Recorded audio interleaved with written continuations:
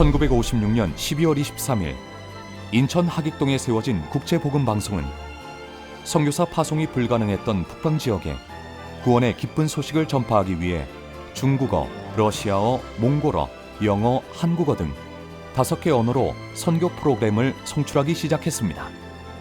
현재 서울중앙사를 비롯해 전국 FM 13개 채널과 2개의 AM 채널로 한반도를 비롯한 동북아 17억 명을 대상으로 구원의 기쁜 소식을 전하고 있습니다.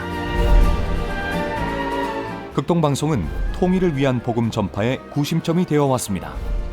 목회자도 선교사도 들어갈 수 없는 영적 황무지 북한에 막힘없이 들어가는 것은 오직 극동방송의 전파뿐이었습니다. 극동방송을 통해 수많은 북한 동포들이 주님을 영접하는 놀라운 역사가 지금 이 순간에도 일어나고 있습니다.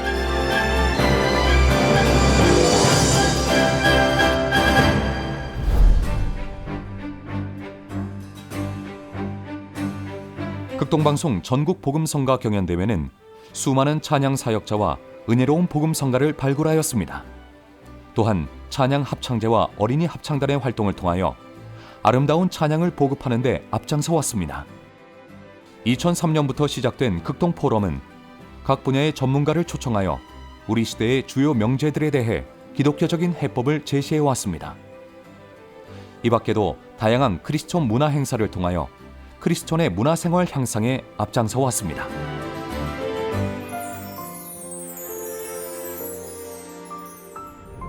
극동방송은 아픔과 눈물이 있는 곳, 상처와 고통이 있는 곳과 항상 함께했습니다.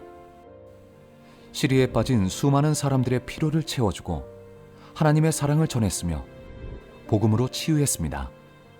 이러한 나눔 사역은 국내에만 머물지 않았습니다. 2004년 동남아 쓰나미 피해 지역, 2010년 IT 대지진, 2011년 일본 쓰나미 피해 지역 등 도움의 손길이 필요한 곳 어디나 극동방송이 함께했으며 특히 2013년에는 내전으로 갈 곳을 잃은 시리아 난민들에게 컨테이너 하우스 1,700채를 제공해 한국 교회와 성도들의 사랑을 전했습니다.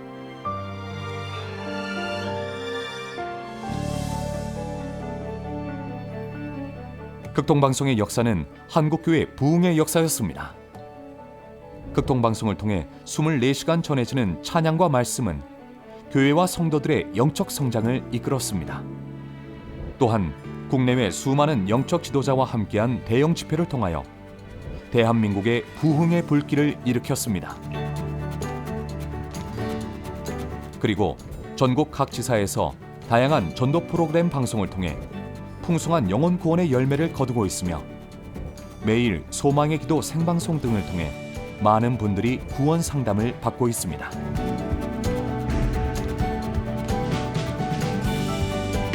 극동방송은 급변하는 시대에 변치 않는 생명의 복음을 전하고 있습니다.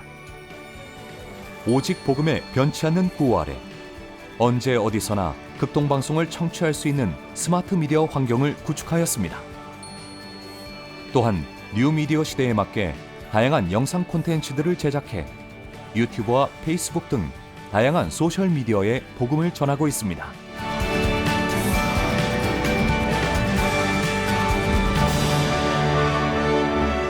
극동방송의 지난 시간은 눈물과 헌신, 기적과 감사의 역사였습니다. 1956년 이 땅에서 복음을 송출한 그날부터 동북아 17억 영혼의 복음화를 위해 쉼없이 달려온 극동방송. 오직 복음에 변치 않는 열정은 주님 다시 오실 그날까지 계속될 것입니다.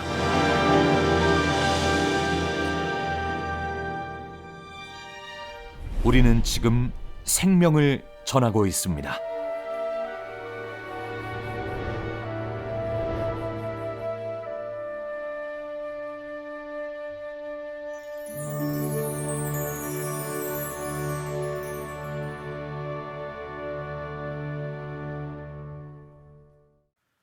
하나님의 깊은 것까지라도 전달할 수 있는 귀한 능력으로 함께하여 주시옵소서.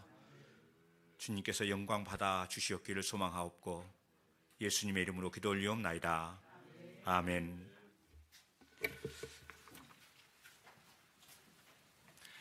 할렐루야. 정식으로 인사드리겠습니다. 목포 극동방송 지사장 이용철입니다. 반갑습니다. 네, 오늘 앞에 보시면 아시겠지만 소소한 목회자 세미나입니다. 소규모로 소통하는 이 코로나 시대에 맞춰서 저희가 지역 목사님들과 함께 어떻게 소통할 수 있을까 고민하다가 그럼 코로나 시대에 맞게끔 하자라는 생각을 가지고 오늘 첫 마련을 했고요. 또 처음 강사분을 어떤 분을 모실까 고민했는데 저희 또 목회자 자문위원회 섬기고 계시는 낙원계 우리 장승민 목사님께서 요즘 가장 핫한 목사님 중에 한 분이신데요. 박한수 목사님 저희가 모시게 됐습니다. 간략하게 소개해드리면요. 장신대 신학과 신대원을 졸업하셨고요. 또 거룩한 빛 광성교회에서 5년 동안 부교육자로도 섬기셨습니다. 무엇보다도 한 사람을 예수님의 제자로 세우는 한 사람 목회를 실천하기 위해서 2006년에 상가 교회를 개척하면서 시작을 하셔서 지금 제자 광성교회를 섬기고 계십니다. 제가 이야기를 길게 하는 것보다는 우리 강사님의 시간이 더 많으면 좋을 것 같아서요. 바로 모시도록 하겠습니다. 나오실 때 박수로 맞아주시기 바랍니다.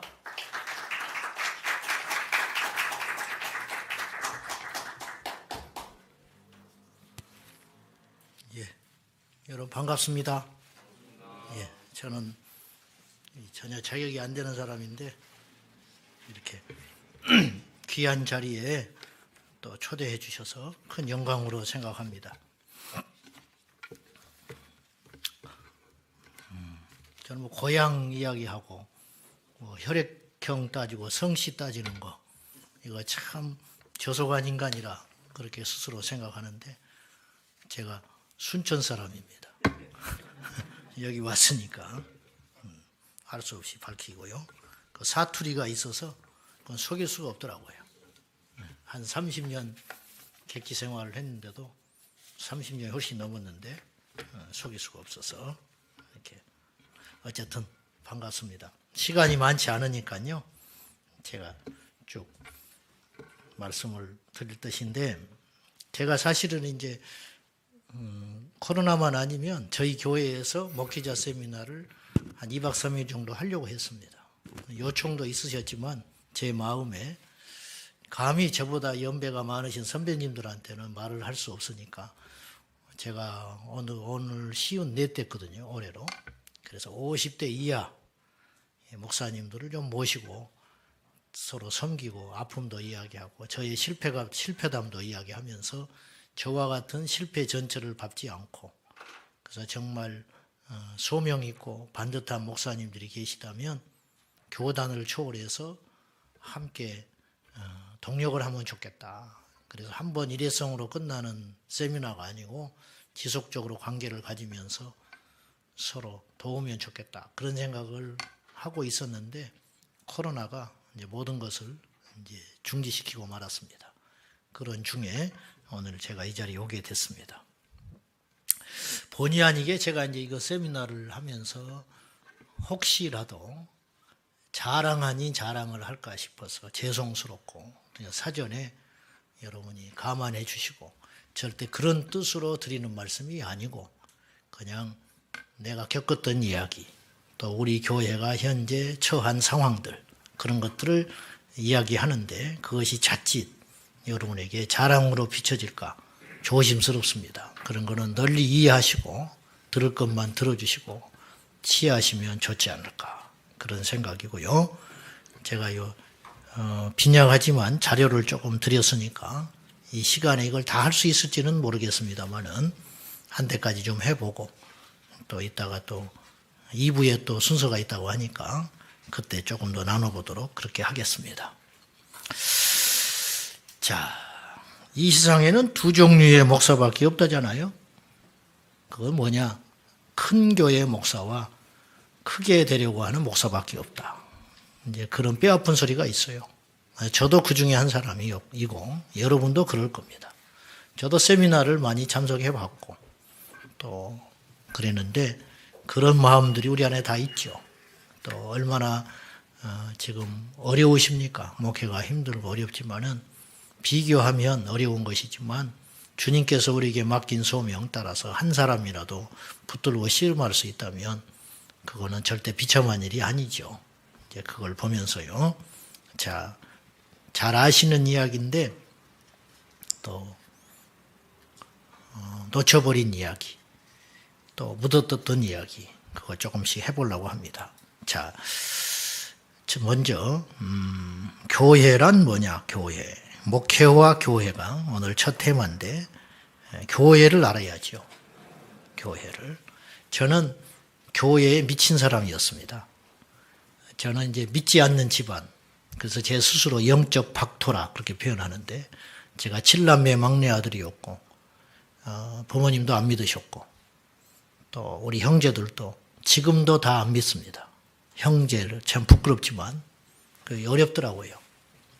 그런데 지금도 다 돌아온 건 아니지만, 저희 아버님은 제가 22년 기도해서 예수 믿고 돌아가셨고, 저희 모친은 살아계시는데 지금 92 됐는데 18년 제가 기도해서 예수 믿기 시작했습니다. 이제 그런 상황이기 때문에 저는 이렇게 예수 안 믿을 때가 있었고, 어떤 사건을 통해서 예수님을 믿게 되었고, 믿은 후에 소명을 받아 여기까지 온, 그러니까 대나무 마디처럼 딱 이것이 분명한 사람입니다. 그래서 저 나름대로 이제 메시지가 그렇게 하려고 한 게 아니고 전도 메시지가 강합니다. 제 스스로 볼 때 전도 메시지가 강하고, 또 안 믿는 보면 가슴이 아프고, 또 교회 안에서 자리를 못 잡고 영적으로 성장하지 못하는 사람들 보면 화가 나고, 이제 그런 측면이 제가 있습니다. 제가 그 시기를 겪었기 때문에. 그리고 중고등학교 때 제가 16세 교회 나가서 예수님 만났기 때문에 그때가 얼마나 소중하고 중요한 줄 알기 때문에 성령 받고 예수 믿어야 된다는 거, 그런 것들에 대한 남다른 경험이 좀 있죠. 자, 아시다시피 교회는 우리가 입버릇처럼 이야기하지만 교회는 그리스도의 몸이다. 머리는 그리스도니, 그러면 교회의 주인은 예수님이라는 거죠. 교회는 그래서 예수님이 세우신다. 근데 현실은 그런가요? 그렇지 않지요. 세 가지 타입이 있더라고요. 목사가 주인인 교회가 있어요. 독재형 교회입니다. 독재형 교회. 그러니까 1세대는 어찌어찌 꾸려가요. 근데 다음 세대에 가면 그 교회가 굉장히 어려움을 겪습니다. 그런 카리스마를 용납을 못하는 거죠. 그래서 이제 저도 개척을 했지만, 여기 개척하신 분들 계십니까? 개척한 목사님들 혹시 계셔요? 예. 근데 이제 다음 세대에 물려줄 때, 이제 이런 것들을 미리부터 잘 안전장치를 하면 좋지 않을까. 우리 때만 빛을 발하고 사라지는 교회가 돼서는 안 되잖아요. 그래서 저는 지금부터 후임을 위해서 생각날 때마다 기도합니다. 후임을 위해서. 언제 물러날지는 모르지만. 두 번째는 장로가 주인인 교회가 있죠. 장로가 주인인 교회. 이거는 이제 어떤 이사회적 교회죠. 이사회를 통해서. 그분들은 분명히 그런 생각을 갖고 하는 건 아니지만 실제로 그런 구조의 교회가 있다. 세 번째는 성도가 주인인 교회가 있습니다. 상식적인 교회다. 상식이 통하는 교회다. 저는 개인적으로 그건 하나님의 교회는 아니다고 봐요. 교회는 상식으로 가는 교회가 아니라 하나님의 주권으로 가는 교회니까 그렇죠. 그러니까 이 말이 상당히 위험한 말이기도 한데, 교회 리더십은 하나님이 세운 기름 부은 한 사람을 통해서 흘러가는 것이지 서로 의논을 하고 회의를 해서 가는 건 아니다. 그러니까 여러분, 성도들로 하여금 죄짓게 하지 마세요. 성도들로 하여금 죄짓게 하는 건 뭐냐면, 결정되지 않는 어떤 것에 대해서 의견을 붙이는 거예요. 이럴까요? 저럴까요? 이거 분명히 반쪽납니다. 그래서 저는 그렇게 생각합니다. 저는 하나님께서 비전 주시고 확실한 것이 있으면 가라. 밀어붙여 가는 것이지. 교회 제가 이제 겪은 일인데, 제가 16년 됐거든요. 2005년 개척했는데, 그때 개척하고 상가에서 10년을 있었습니다. 죽을 둥살둥 했지요. 여러분 어떻게 생각할지 모르지만, 제가 16년 동안 개척해서 여기까지 오는 동안에 새벽 기도를 안 빠져봤습니다. 안 빠진다는 말은 내일은 제가 빠질 것인데, 공식적인 거 말고, 그리고 이제 월요일 날은 이제 제가 한 4, 5년 전부터 쉬기 시작했습니다. 그러니까 어디 집회를 가든지 외국 나가든지 빼놓고 제가 있는 동안에 이유 없이 무단 결근은 안 해봤어요. 갑자기 빠지는 일은 없었습니다. 그것이 내 의의가 아니고 자존심이 아니고 어쨌든 그래야 한다고 봐요. 그래서 이제 어쨌든 상가교회에서 죽을 둥살둥 했는데 10년 되니까 빚이 없어지더라고요. 3억 빚을 갖고 시작했는데 3억 빚 갚는데 10년 걸렸습니다. 그래서 성도들이 200명 정도 모였습니다. 그리고 나니까 이제 어떤 교회가 또 이단에 빠진다고 해가지고 거기 옮기게 돼가지고 두 개가 합병을 하면서 제가 2015년 3월 첫 주에 교회로 옮기게 되고 그래서 33억 5천 부채를 갖고 시작했습니다. 거기서. 그래서 가서 보니까 우리 교인들 한 200명, 그쪽에 남아있는 사람들 한 7, 80명. 그래서 전부 제가 하나로 묶었고 그 길 가면서 내가 그랬어요. 200명 남아있는 우리 같이 하는 식구들한테 이제부터 나는 모두의 목사다. 오늘 이 시간부터 여러분이 나하고 같이 10년이 가까이 있었다면 나와 함께 있었던 믿음의 저력을 보여달라. 그래서 그들은 하루아침에 영적 아비를 잃어버린 고아와 같으니 우리가 품고 같이 가자. 제가 호소했고 그렇게 해서 이제 갔지요. 이제 그 말을 하려는 게 아니고 어째서 성도들을 하여금 어떤 의견을 붙이는 것에 대해서 위험하냐면 이제 교회의 주인은 예수님이다라는 말을 제가 하려고 하는 것인데 저희 이제 3칸을 쓰다가 한 칸이 좁아졌어요. 이제 한 칸이 더 필요하게 됐어. 그래서 늘려야 되는데 제가 회의하지 않았습니다. 그냥 늘리고 공사 시작했습니다. 그러니까 어떤 사람이 와서 이 중요한 일인데 회의를 안 하시냐, 묻지 않냐. 그래서 제가 이렇게 이야기했습니다. 내가 볼 때 저기는 필요하다. 당신도 공감하지 않냐. 그렇다는 거예요. 그러면 이걸 옮길까요 말까요 회의를 하면 분명히 몇 사람은 반대하는 사람이 나올 수 있다. 그러면 해야 되냐 말아야 되냐. 안 하면 그 사람들 때문에 못 가는 것이 되는 거고 했다 그러면 그 사람을 나는 잃어버린다. 그래서 나는 이건 회의할 문제는 아니다고 본다. 그랬더니 그때서야 납득을 하더라고요. 이제 그런 측면에서 어쨌든 약간의 후유증이 있을지는 모르나 이렇게 잡음 없이 오히려. 그래서 제가 교회 이전할 때도 12명의 건축위원들한테 갈까요 말까요가 아니라 나는 가야겠다.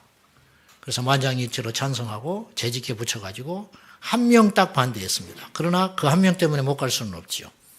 갑시다. 그리고 그 사람 내가 끌어안고 같이 갔지요. 그리고 이제 이번에 또 작년 10월 달에 우리 옆 교회, 우리 같은 노예 시찰 잘 아는 목사님인데 한 10년을 교회가 계속 갈등하더니 결국은 그 경매를 집어넣게 되고 교회가 완전히 망가져 버렸습니다. 그래서 답이 없어요. 우여곡절은 다 끊고 어쨌든 그걸 가는 데 있어서도 장로님들하고 회의했죠. 당회를 했지만 제 이제 신념은 확고했어요. 그러니까 내 생각을 하니까 장로님들이 갑시다 그랬어요. 그래서 딱 장로님들하고 의논하고 이제 모르게 가족한테도 말하지 말라 하고 경매건이었으니까 경매하고 딱 낙찰 받고 성도들한테 이야기했지요. 그래서 만장일치로 이제 이렇게 가게 됐죠. 어느 한 사람 반대하지 않았습니다. 물론 그 이유는 여러 가지가 있겠지만은 제가 여러분에게 말씀드리고 싶은 것은 아름다운 독재를 해라. 아름다운 독재. 아름다운 독재가 되려면 리더십이 서야 되죠. 그 리더십은 어디서 오냐면 진심에서 오는 것이다. 저는 그렇게 봐요. 진심. 그 성도들로 하여금 우리 목사님은 누구보다도 교회를 사랑한다. 우리를 사랑한다. 제가 이제 그 로이드 존스 목사님의 그 일대기 중에 이런 인상 깊은 이야기가 나와요. 여러분 아시죠? 영국의 로이드 존스 목사님, 강해설교의 대가인데 이분이 아시다시피 원래 의사였잖아요. 의사였다가 목회 부름을 받고 저기 해안도시 별볼이 넘는 조그만 도시에 월급을 10분의 1도 안 되는 그걸 받고 목회자로 부임을 했는데 그곳에 가서 목회를 하고 거기서 어쨌든 부흥을 이룹니다. 그래가지고 유명해져요. 그래가지고 도심에 있는 웨스트민스터 교회로 다시 부임을 하게 되는데 캐멜 몰간 후임으로 웨스트민스터 교회는 그 당시에 우리나라로 따지면 영락교회 정도 위치가 있는 교회였다고 그래요. 그러니까 시골에 어쨌든 이분은 화제거리였어요. 영국 왕실의 주치 자리를 버리고 목회자가 됐고 그러니까 계속 기자들이 따라붙었죠. 근데 거기서 목회를 잘 하더니 어느 날 목회 좀 한다고 이제 영전돼 가지고 도시의 큰 교회로 부임을 한다. 이건 큰 가십거리였습니다. 그래서 기자들이 따라붙었어요. 가지고 그 시골의 그 성도들한테 인터뷰를 했다고 그래요. 이제 뭔가를 캐내려고 이 목사님이 여러분 버리고 가는 거 아니냐? 여러분을 이용했다고 생각하지 않냐? 여기서 목회를 하다가 도시교회로 영전에 가는 걸 어떻게 생각하냐 그랬더니 성도들 모두가 이렇게 거의 같은 답이 나왔어요. 그들이 우린 잘 모르겠다.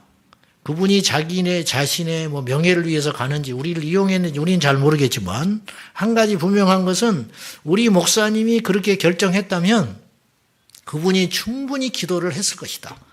그러니까 기자들이 아무 소리 못 해버린 거예요. 이 정도의 신뢰가 주어지기 위해서는 어떠했겠냐는 거죠.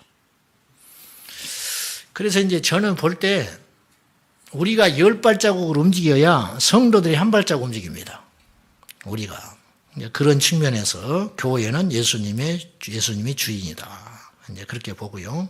자, 교회는 음부의 권세를 이기는 강합니다. 교회가 무너지면 나라가 무너집니다. 저는 똑똑히 봤습니다. 우리 지역에 뭐 개척교회, 지하교회, 뭐 큰 교회, 작은 교회 다 있잖아요. 하나님이 볼 때는 큰 교회, 작은 교회가 없다고 봐요. 그 지역에 영권을 가진 공동체, 그 거점이 있는 거예요. 저는 시골에 교회 처음에 나갔을 때 그 우리 시골 지역에 교회가 제대로 서기 전에, 제대로 서기 전에 무당이 있었고요.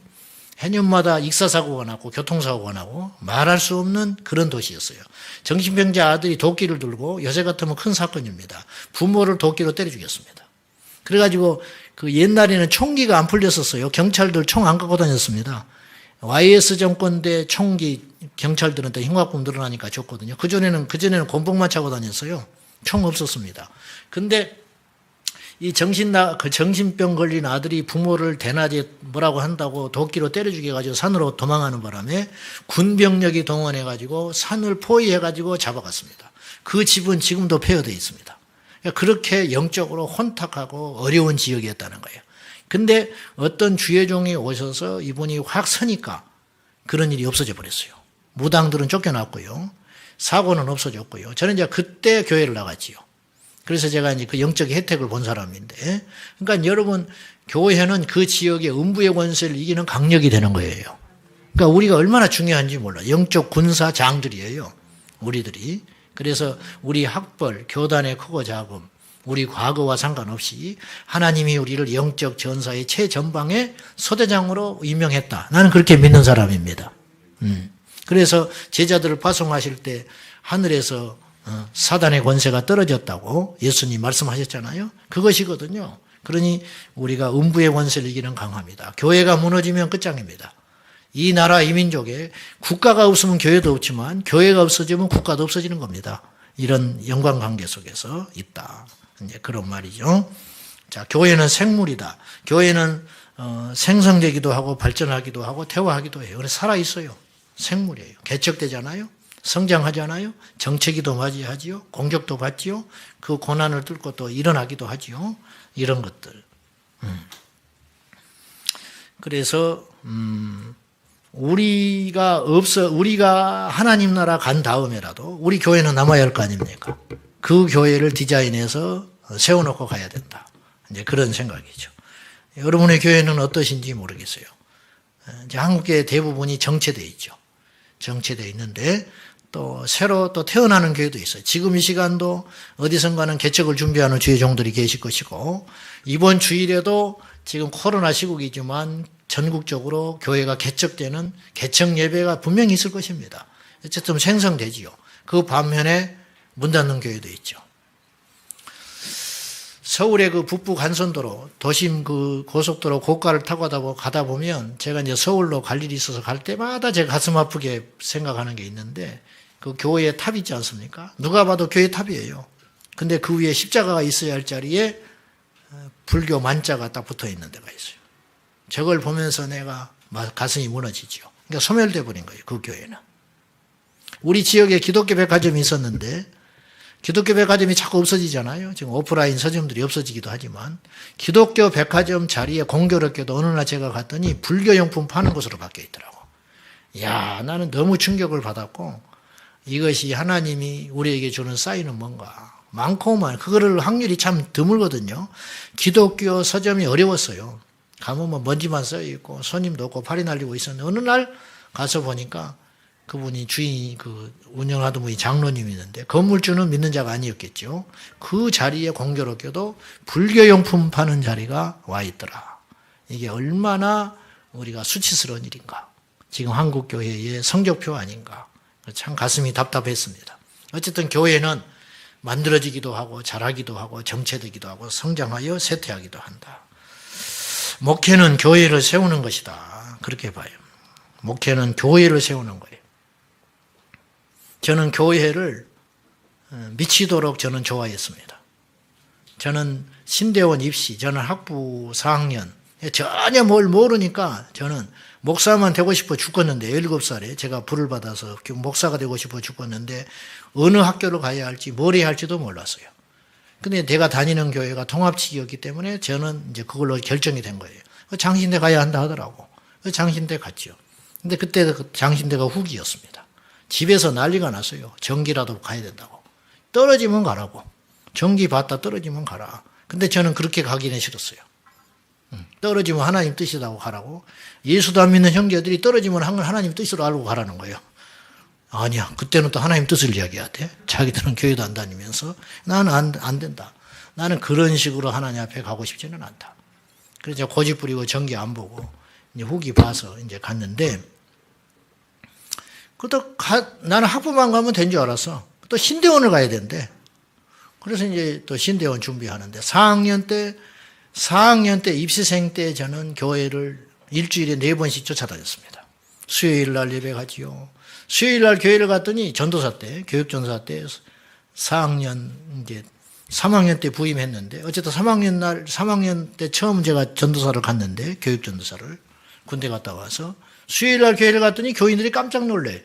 왜 수요일 날 교회를 왜 왔니? 전도사 보고. 황당한 일이 벌어지는 거죠. 나는 너무 당연한 일인데 수요일 날 전도사가 교회를 안 오냐고 그랬더니 지금까지 전도사님들이 한 사람도 안 왔다는 거예요. 수요일 날. 그래, 이런 일이 있구나. 나는 이제 신세계를 맛보는 거죠. 나는 용납할 수 없는데 내 사전에는.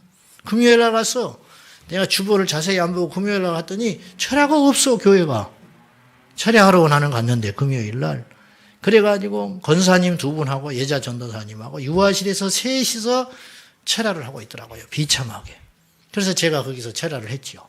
그러다가 이제 목사님 허락받고 어쩌고 해가지고 철야가 공식화되면서 그게 철야가 시작이 됐는데 그러니까 수요일 날 가지요, 철야 가지요, 토요일 날 청소부 맡아서 갔죠.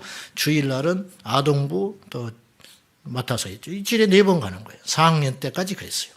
우리 친구들이 다 미쳤다고 그랬습니다. 입시 준비해야 되는데. 낮에 수업 듣죠. 그 저녁에 일주일에 4번은 교회 가야죠. 차도 없이 버스로. 근데 하나님이 나를 꼴찌를 합격시켜줬는지 어쩐지 들어갔어요. 들어갔어. 저는 떨어지면 다시 재수한다. 안 되면 어디 뭐 지방신학대학이라도 가겠다. 이제 그런 각오가 돼 있었죠. 근데 이제 어쨌든 그렇게 된 것인데 제가 말씀드리고 싶은 건 뭐냐면 저는 교회가 제 생명이었습니다. 제가. 그래서 목사는 성도들보다 누구보다도 교회를 사랑해야 된다. 또 사랑하니까 목사가 됐죠. 사랑하니까 이 자리까지 오셨고 남들에게 없는 뭔가가 있으니까 하나님 우리 부르셨잖아요. 네. 그걸 제발 좀 유지하면 좋겠다. 힘들고 어려워도 그런 마음이고요.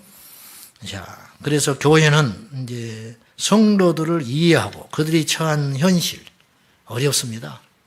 어려워. 목회만 어려운 게 아니에요. 성도들은 더 힘듭니다. 우리는 주일 성수 걱정 안 해도 되잖아요. 성도들은 주일 성수 걱정해야 됩니다. 지금 어린이집 근무하는 우리 성도들요 주일날 눈물 흘리면서 교회 못 옵니다. 왜? 어린이집 근무하니까 월요일날마다 원장이 성가시기 하고 저기 하니까 월요일날 가면 조사한대요. 어제 교회 갔다 왔냐. 근데 양심껏 안 갔는데 갔는데 안 갔다고 할 수 없고 거짓말할 수 없으니까 주저앉아 있는 거예요. 이거 어떻게 합니까? 우리 그런 스트레스 없잖아요. 제사 문제 우리 그런 스트레스 없잖아요. 주일날 결혼식에 안 간다고 우리 욕 안 하잖아요. 우리가요 대단히 죄송하지만 목사님들끼리 있는 이야기니까 저는 우리 교육자들은 화가 나요. 부교육자들 보면. 성도만 또 못한 사람들이 많아요. 응? 저래가지고 어떻게 하냐. 저래가지고 툭하면 새벽기도 빠져요. 응? 성도들은 직장 다니면서도 새벽기도를 안 빠지는데 안 되는 것이죠. 그러니 목회가 됩니까? 여러분, 죄송하지만 새벽기도 들쑥날쑥 하면서 목회할 생각하면 안 돼요. 성도들이 안 오니까 나라도 지켜야죠. 응? 나라도. 그 하나님 사람 붙여주고 또 보내주시고 그래야지 있으면 하고 없으면 안 하고 또 속으로 안 왔으면 좋겠다. 내가 어떤 목사를 만났는데 요새 세상 좋대. 왜? 새벽기도를 안 해서 좋대. 코로나 때문에 새벽기도를 안 한다는 거예요. 그래서 내가 뭐라고 그래놨어요. 정신 차리라고. 좋은 게 뭐냐. 지금 잠이 안 올 판인데 생각을 너무 잘못하고 있는 거죠. 지금. 성도를 이해해야 목회가 됩니다. 밥 없으면 라면 끓여 먹어. 안 되지요. 어떤 교인이 무명으로 4천만 원을 헌금을 했어요. 어려운 성도들 도와주라고. 내가 굉장히 부끄러웠어요. 성도들도 이런 생각을 하는 거예요. 그래서 이제 돈 보태가지고 100만 원씩 50가정 선별해서 이제 도와줬죠. 그건 교회 돈도 아니야. 그분이 헌금했으니까. 너무 부끄러워서요. 이름도 안 밝혀.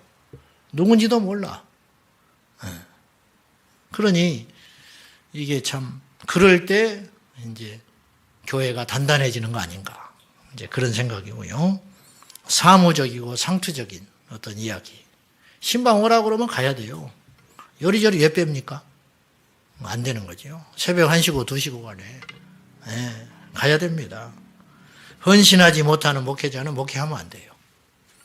우리는 사생활에 얽매여 있는 이제 목회자가 되려고 이 길을 간 게 아니에요. 우리 가정, 자기 가족 새끼를 못 버려가지고 가족, 자기, 자식 그냥 그거에 매여가지고 목회가 방해될 정도면 둘 중에 하나를 선택해야 돼요. 목회를 하든지 포기하든지. 제가 절대 배부른 소리 아닙니다. 저도 개척했어요. 성공했다는 뜻이 아니고 이제 하나님이 이제 분량이 있겠지만은 그러니까 저는 이렇게 그런 무슨 배부른 소리 절대 하는 거 아니에요. 저도 산전수전 다 겪었어요. 저도. 교회 떠나는 사람 붙잡고 제가 8시간도 이야기를 해봤고요. 집 앞에 가서 문고리를 잡고 추운 겨울날 자존심 내려놓고 2시간을 문을 두드려 보기도 했어요. 근데 앞에서 안에 사람이 있는데 문을 안 열어주더라고. 분명히 불이 켜져 있는데. 그런 수치도 당해봤고. 네. 그래서 이제 저는 뭐 더 잃을 것도 없고 얻을 것도 없어요. 그냥 어쩌다 보니까 이렇게 됐는데 제가 아니더라도 하나님은 누구든지 그렇게 쓸 판이었는데 어쩌다가 나를 하나님이 이만큼 쓰신다. 저는 그렇게 생각하고 있습니다. 그러니까 그건 전혀 문제가 아닌 것이고 불어버리면 끝나잖아요. 인생이 뭡니까? 아무것도 아니잖아요. 제가 몇 년 전에 주일 오후 예배 때 이제 낮 예배 끝나고 오후에는 우리 부목사님들 제가 설교도 좀 연습도 시켜보고 장차 담임으로 나가야 되니까 주일 오후에는 이제 전도사님들, 목사님들이 설교를 주로 하는 편인데 제가 이제 설교 끝나고 정리하러 사회를 보러 올라갔는데 목소리가 안 나와버리는 거예요. 3부 예배까지 멀쩡했던 목이. 그때 내가 두려움을 확 느꼈어요. 그날따라. 제가 그냥 목을 많이 혹사하는 편인데 내가 이게 느낌에 이게 보통 일이 아닌 것 같아. 내 목이 그냥 단순히 쉰 게 아니고 안 나와버려요. 그때 내가 두려움을 느꼈어요. 이거 올 것이 온 것 같다. 내가 16 교회 나왔을 때부터 지금까지 변성기도 겹치면서 목을 안 돌보고 소리를 질러댔거든요. 기도하고 막 상기도하고 찬양하고 인도하고 할 때 내 목이 드디어 한계 온 것 같다. 그런 생각이 확 들면서 목사에게 목소리가 없어진다는 건 끝나는 거거든요. 그때 내가 나도 아무것도 아니구나. 하나님이 목소리 안 주면 끝장이구나. 두려움이 이상하게 왔어요. 그렇습니다. 아무것도 아닙니다. 우리 머릿속에 파리똥만한 피만 하나 묻히면 박사 아니라 박사 할아버지라도 바보 돼버리는 거예요. 아무것도 아니에요. 불어버리면 아무것도 아니에요. 그러니까 그냥 하나님께서 하시고자 하는 일, 세워진 일, 내 앞에 있는 이 한 사람 그렇게 하고 가는 거죠. 아멘? 우리 그렇지 않습니까? 그래서 자기 가족이나 자기 자식이나 자기네 미래, 자기 심지어는 취미도 포기 못하면서 무슨 목회를 합니까? 여러분 취미생활도 적당히 하세요. 아침마다 축구하는 목사가 있어. 아침마다 족구만 하는 목사. 시커멓게 탔어요. 테니스에 미친 사람도 있고 바둑에 미친 사람도 있고 여행에 미친 사람도 있고 사진에 미친 사람도 있고. 안 되죠. 절대 안 되죠. 배부른 소리가 아니고 투잡 요새 그런 것이 이슈입니다. 투잡. 자비랑 성교. 저는 아니라고 봅니다. 목회를 하려면 하고 카페 교회 다 문 닫았죠. 한 10여 년 전부터 카페 목회 뭐 어쩌고 한다고. 카페를 하든지 목회를 하든지 카페 교회는 없다. 다 실패했습니다. 다 문 닫았습니다. 그게 됩니까? 벌써 사람들이 말랑말랑 생각하고 만만하게 오는데 속이 보이는데 안 되죠. 그걸로 승부를 보면 안 되죠. 저는 그렇게 생각해요. 저는. 자, 그래서 우리는 교회를 사랑하는 사람이 목사가 돼야 된다. 교회를 사랑하지 않으면 목회 그만둬야 돼. 교회 사랑하고 예수님 사랑하고 그리고 우리 목회를 사랑해야죠.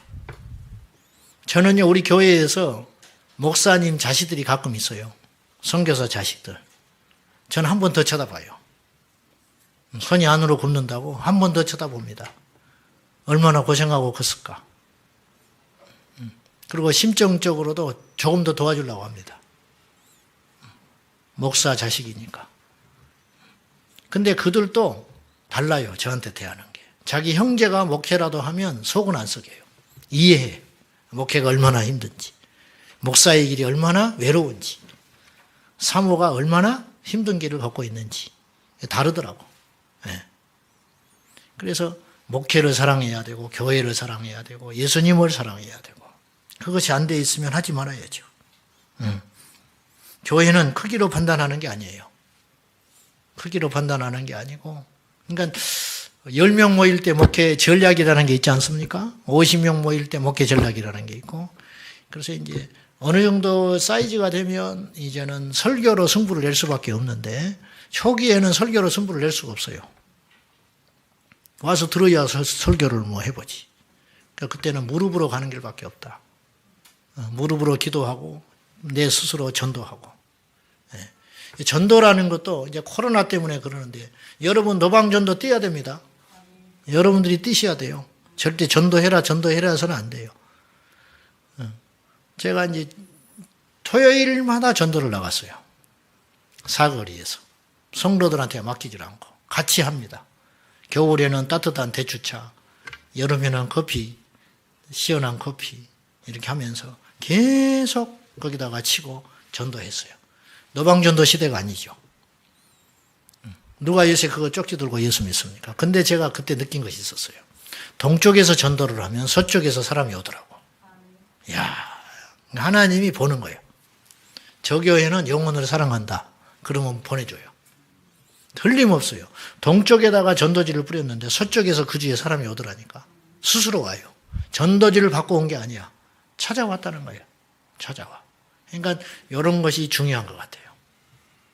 바빠서 못 나가더라도 가서 어쨌든 옆에 가서 서 있기라도 해야 돼.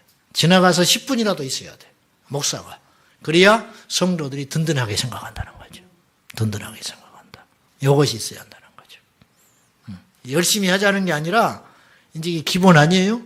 이거죠. 네, 그거. 자, 두 종류의 목회자가 밖에 없다 그랬는데 큰 교회 목사 그리고 큰 교회를 하고 싶은 목사밖에 없다. 큰 교회 목사는 위험합니다. 큰 교회 목사는 위험하고 상이 별로 없어요. 대접 다 받아버려서. 책망받을 확률이 많습니다. 그리고 더 무서운 건요. 큰 교회 목회를 하면요. 그 교회, 나는 교회는 프로테지로 가야 한다고 봐요. 예를 들면 10명을 내가 평생 목회했는데 10명을 다 구원시켰으면 하나님이 기뻐하는 종이 되는 거죠. 근데 100명을 목회했는데 10명을 잃어버렸어. 100명이 모이는 목회를 했으니까 10명보다는 훨씬 하나님께 상 받을 것 같지만 그렇다 보니까 10명을 잃게 돼요. 100명 중에 10명을. 그들은 구원 못 받는 거예요. 제가 우리 교회 성도들한테도 고백을 하지만 나는 단 한 번도 우리 교회 성도들이 100% 구원받은 적이 없었던 것 같다. 왜? 드나들고 하니까 계속. 반드시 구원 못 받은 자가 있어요. 매주마다. 나는 어떻게 하면 좋겠냐. 프로테지로 가야 되는 프로테지. 한 달러 더 받은 자가 책망받은 이유는 한 달란트 받은 자가 한 달란트밖에 못 받았지만, 그것도 작은 액수는 아니지만 한 달란트를 받은 자가 한 달란트를 남겼다면 책만 듣지 않았을 거예요. 역으로 5달란트 받은 자가 3달란트만 남겼다면 내가 볼 때는 혼날 가능성이 커요. 그렇지 않습니까? 그러니까 우리에게 중요한 건 얼마가 문제가 아니고 하나님께서 내게 맡기신 양들을 얼마나 잃어버리지 않느냐. 이것에 핵심이 있지 않는가. 그렇게 싶습니다. 예. 교회가 작으니까요. 저도 보니까 성도를 또 무시합니다. 그런 거 있죠. 요새는 까부는 사람이 없어서 좋아. 이쯤 되니까. 죄송한 이야기지만. 옛날 같으면 깝죽깝죽해. 근데 지금은, 옛날에는 당당하게 전화합니다. 근데 지금은 너무 미안한 마음으로 전화를 하는 거야. 나한테. 바쁜데 미안하다는 거야. 옛날에는 여지없어요. 밤이고 낮이고. 근데 벌써 그런 게 달라진 거죠. 그래서 큰 교회를 지향하는지는 모르겠지만은 이게 위험하다. 내가 독을 먹는구나. 네, 이제 그렇게 생각하고 목회합니다. 자, 그 다음에요. 목회와 목회자. 이 뭐 짧은 시간 그냥 수박 거달기로 여러분 다 아는 내용이라 그랬어요. 목회란 뭐냐? 양을 먹이고 치고 먹이는 거다. 예수님이 의미 깊게 내 양을 먹이라 그랬고 치라 그랬고 먹이라 그랬어요. 먹이라는 말을 2번 하셨어요. 양은 먹여야 되는 거예요. 먹이고 쳐야 양이 완성되는 것인데 비중을 어디다 둬야 되느냐? 먹여라. 존 메가더 목사님, 미국의 존 메가더 목사님 아시죠? 그분은 그 교회에 30대 초인가 부임을 하셨을 거예요. 그러니까 지금 한 50년 계실걸요, 거기서. 그 존 메가더 목사님, 값비싼 기독교 책 쓰신 분인데, 그분이 그 교회 부임할 적에 조건을 걸었습니다. 뭘 건지 아세요? 나는 목회 설교만 하겠다. 말씀 먹이는 것만 하지 신방 같은 거 먹이지 말아라. 그래서 간 거예요. 그리고 그분은 오로지 말씀만 먹였어요. 그런데도 교회가 되더라고. 물론 다 흉내낼 건 아니에요. 그렇지만 우리나라 또 상황하고 다르니까 어쨌든 먹이는 것이 중요하더라고요. 양이 살이 찌고 배가 차면 그래도 따라올 수 있어요. 근데 먹이질 못하고 치기만 해봐. 털만 깎아줘봐. 그게 되는지. 양우리만 잔뜩 잘 만들어봐. 되는지. 일단 배가 불러야 불평이 없어지고 배가 불러야 양들이 편안함을 느끼겠죠. 그래서 이따 조금 이야기할 시간이 있을지 모르겠지만 목회, 교회의 90%는 목사 문제다. 난 그렇게 봐요. 목사님만 제대로 쓰면 교회는 어지간하면 된다. 아주 뭐 고약한 것들 만나지 않으면, 인간 같지 않은 것들만 만나지 않으면 목회는 된다. 아무리 시끄러운 교회도 목사가 가서 제대로 중심 잡고 편애하지 않고 하나님 중심으로 목회하면 6개월이 지나면 교회는 평정된다. 아무리 잘 세우는 교회도 목회자가 후임에 가가지고 엉뚱한 짓거리 하면 6개월 만에 교회는 와서서 무너진다. 그게 우리 주변에서 보고 있는 일 아닙니까? 여기 오신 여러분들은 다 세우려고 하는 주의 종이라고 제가 믿어요. 그렇지요? 세워가야지요. 이 두려운 영광의 길 가야지요. 기쁘게. 기쁜 마음으로 십자가 지고 가야죠. 그리고 영광은 하나님 앞에 가서 받는 것 아닙니까? 예. 목회란 뭐냐? 양을 먹이고 치고 먹이는 것이다. 양을 위해 생명을 거는 자가 되는 거다. 이게 이제 싹군 목자와 비교. 싹군 목자도 나쁜 목자는 아니에요. 객관적으로 월급 받는 목자니까. 자기 일한 만큼 월급 받는 만큼 일하는 사람이 왜 나빠요? 요새는 월급 받는 것만 또 못한 사람이 많은데. 근데 주님은 그 정도 갖고 양을 안 찬다는 거예요. 양에 안 차한다는 거예요. 생명을 거는 목자. 생명을 거는 목자. 노이드 연수 목사님은 거짓 선지자론을 다음과 같이 6가지 특징을 이야기했어요. 아시는 내용이겠지만 첫째, 자, 큰 제목만 한번 읽어볼까요? 자, 시작. 예, 성도들을 너무 눈치를 봐요. 목사들이. 하나님 앞에 서 있다면 그럴 필요 없어요. 그러니까 지나치게 혼낼 필요는 없지만 하나님의 공의와 진노에 침묵한다. 하나님의 사랑만 말하고 그 것을 말하지 않는다는 거예요. 그 이유가 뭐냐면 사람들이 싫어하니까 말 안 한다는 거예요. 그들은 대체로 하나님의 진리 중 사랑만을 편중해서 이야기한다고 해요. 하나님은 사랑하신다. 물론 심판과 공의만 선포하는 것도 옳은 것은 아니지만 균형 잡힌 메시지가 필요하다. 그래서 강의 설교가 바람직한 설교라고 생각한다.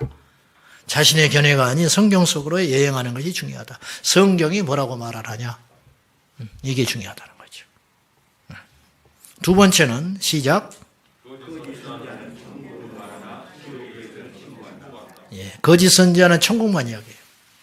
따뜻한 이야기, 좋은 이야기, 밝은 이야기, 긍정적인 메시지. 여러분, 긍정적인 메시지는 예수님 메시지 아닙니다. 기억하셔야 됩니다. 의사는 긍정적인 이야기만 하는 사람이 아니에요. 의사는 사실을 이야기하는 사람이야. 우리 동네 가면 암센터가 있습니다. 국립암센터. 그 의사들은 그 병원에 가는 순간부터 암만 생각합니다. 암. 그러다고 그들이 사람을 죽이는 자들입니까? 그렇지 않죠. 천국을 이야기했으면 지옥도 분명히 이야기해라. 하나님의 사랑을 이야기했으면 하나님의 심판도 이야기해라. 이게 성경적이에요. 그렇지 않나요? 그래서 천국은 말하지만 지옥에 대해서는 침묵한다. 여러분 성도들이요, 요새는 다 눈 떠져 있습니다. 귀가 다 열려 있어요. 옳은 소리 하는 걸 원하지 좋은 소리 듣기를 원치 않아요. 이거 여러분 분명히 하셔야 돼요. 지난주에 어떤 분이 요새는 마스크 쓰고 다니지 잘 모르잖아요. 와서 예배가 끝났는데 울먹울먹해요. 나한테 와서. 그리고 무슨 말을 하는데 솔직히 제가 못 알아듣겠어. 사람들은 쏟아져 나오지 마스크를 쓰고 막 뭐라고 얘기하는데 뭐 미안해 죽겠대 나한테. 그래서 뭐가 예 그러시냐고. 근데 가만히 요점을 들어보니까 자기가 1년 전에 어떤 분이 우리 교회 성도가 전도해서 우리 교회 왔어요. 그 말 듣고 나니까 기억이 나더라고. 그때 등록을 했는데 한 달 정도 다니다가 도저히 교회가 부담스러워서 못 다니게. 저 목사님 설교는 옳기는 하지만 감당이 안 되더라는 거예요. 그래서 교회 떠났대요. 기억이 나. 근데 다시 나타난 거예요. 그러면서 이제 자기가 알겠다고. 그래서 나를 받아주라고. 그래서 정말 자기가 예수 잘 믿겠다고. 그래서 다시 재등록했어요. 어제, 그저께 주일날 왔어요. 그러니까 성도를 또 안다니까요. 저 목자가 우리를 사랑하는지, 우리에게 아부하는지 안다 이 말이에요. 진리 가운데 서서 분명하게 선포하면 내 양은 듣는다. 어차피 내게 붙여준 양이 있으니까 그렇게 외치는 것이 좋지 않을까 그리 싶어요. 이래도 안 되고 저래도 안 된다면 하나님 편에 서서 진리를 선포하다가 안 되는 게 낫지요. 그래야 하나님 앞에 가서 혼은 안 날 거 아니에요. 근데 사람 비유 맞추다가 사람도 잃어버리고 하나님 앞에도 버림받으면 안 되잖아요. 한번 생각해 보자고요. 남는 양 사고 가야죠. 아멘? 근데 하나님을 기쁘게 하면 사람도 움직인다는 거죠. 원리가 그렇더라는 거예요.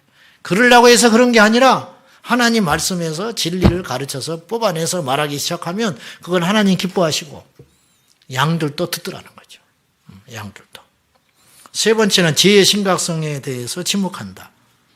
죄에 대하여 이야기하지만 죄에 대하여 그리 중대한 문제라고. 저는 성도들의 죄가 드러나면 권면합니다. 살리려고. 그래도 듣지 않으면 저는 쫓아냅니다. 내 평생에 목회하면서 내가 자신은 절대는 그렇지 않으려고 했지만 2명 내가 출교시켰습니다. 2명. 교회가요 절대 안전하지 않아요. 재정사고 수없이 일어납니다. 목사도 일어나지만 성도들도 일어나요. 제가 입에 달고 사는 말이 있는데 보증 서지 말아라. 교인들끼리 동업하지 말아라. 다단계 하지 말아라. 했단 소리 들려오기만 해봐라. 내기에. 주식하지 말아라. 비트코인 하지 말아라. 차라리 가난하게 살아라. 돈 빌려주지 말아라. 절대로. 그냥 줘라. 돈 잃고 사람 잃고 믿음 잃는다. 제가 딱 엄포 놔버렸죠. 근데 이제 죄 지은 사람들이 종종 있어요. 죄 짓는 사람들이. 어느 날 몇 번 경고를 하고 나갔다 들어오기를 반복하는 권사가 하나 있어서 분수대기. 이건 인간이 아니야. 제정신이 아니야. 가끔 그런 사람도 있죠. 때려 죽여버리고 싶은 사람도 있어요. 이 사람 때문에 여럿을 잃었어요. 그런데 잃었다고 해도 이 사람까지 잃을 수는 없잖아. 그러니까 그냥 안고 가는 거예요.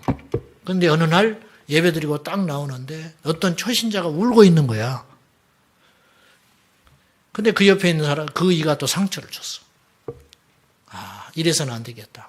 더 이상 이 사람 때문에 순진한 양을 잃으면 더군다나 초신자를 그래서 오라고 그랬어요. 나이 든 권사인데, 권사님 결정하시오. 결정. 뭐 식당에 가면 식당이 시끄럽고, 예전도 가면 예전도가 시끄럽고, 회비 3,000원 가냐 5,000원 가지고 교회를 뒤집어 놓고, 식당에 가면 남은 음식을 다 싸가고. 그래서 우리 성도들이 그나마 참아주고 성숙하니까 아예 바리바리 싸놔요. 가져가시라고. 교회 올 때 이걸 들고 다녀. 보따리를. 예배 드리러 온 게 아니라 음식 수거하러 와. 이제 그래도 내가 참고 그랬는데 온갖 말이 나와도 불쌍하니까 언젠가는 변한다. 우리가 품어야지. 저 사람 어디 교회 가서 저 짓을 하겠냐. 우리가 안고 가자. 그래 눌러놓고 가는데 그날은 영혼을 실족시키니까 내가 못 참겠더라고. 오시오. 권사님 결정하세요. 권사님 행동을 바꾸든지 아니면 나와 함께 못 갑니다. 어떻게 할래요? 그랬더니 교회를 나가겠다 하더라고. 그래요? 기도합시다. 기도하고 보내버렸어. 장로 한 사람이 서울의 어떤 모교회에서 큰 교회에서 장로 임직을 받아서 20년 있다가 나왔어요. 자기 아내에 이끌려서 우리 교회로 왔어요. 2년 됐는데 뭔 이렇게 회의를 하는데 이분이 나를 찾아와서 끝난 다음에 이야기를 하는데 장로님이 목사한테 해서는 안 되는 소리를 딱 하더라고. 선을 넘었어. 아, 이분을 더 이상 재직게 해서는 안 되겠다. 그대로 뒀다가는 내가 문제가 아니고 이분이 계속 범죄하겠다. 영원히 망한다. 그래서 내가 장로님의 의견은 내가 충분히 알아들었다. 근데 같이는 못 가겠다. 이쯤에서 마무리합시다. 그리고 내보냈죠. 가슴이 찢어지죠. 내 부인이 울고 왔더라고. 그래서 내가 그랬어요. 장로님하고 나하고 한 이야기는 하나님만 안다. 둘이 이야기했으니까. 근데 한 가지는 분명히 말할 수 있는데 그 대화는 목사와 장로가 할 대화는 아니었다. 그러니까 이해한다고. 그러면서 울고 떠났죠. 가슴이 무척 아프죠. 제가 목회를 하면서 여러 가지 경우를 봤습니다. 교회를 합했는데 그 전에 있던 교인 하나가 수년간 바람을 피운 일이 드러났어요. 그걸 살려보려고 내가 무척이나 몸부림을 쳤는데 안 되겠더라고. 그래서 도려냈어요. 우리 교회에 와서 예수 믿고 세례받고 집사된 사람이 있었어. 내가 속으로 저 사람은 앞으로 장로하면 되겠다. 뭐 인품도 좋고 실력도 있고 경건하고 새벽기도 열심히 하고 성도들한테도 다 사랑받고 그렇게 내심 생각했는데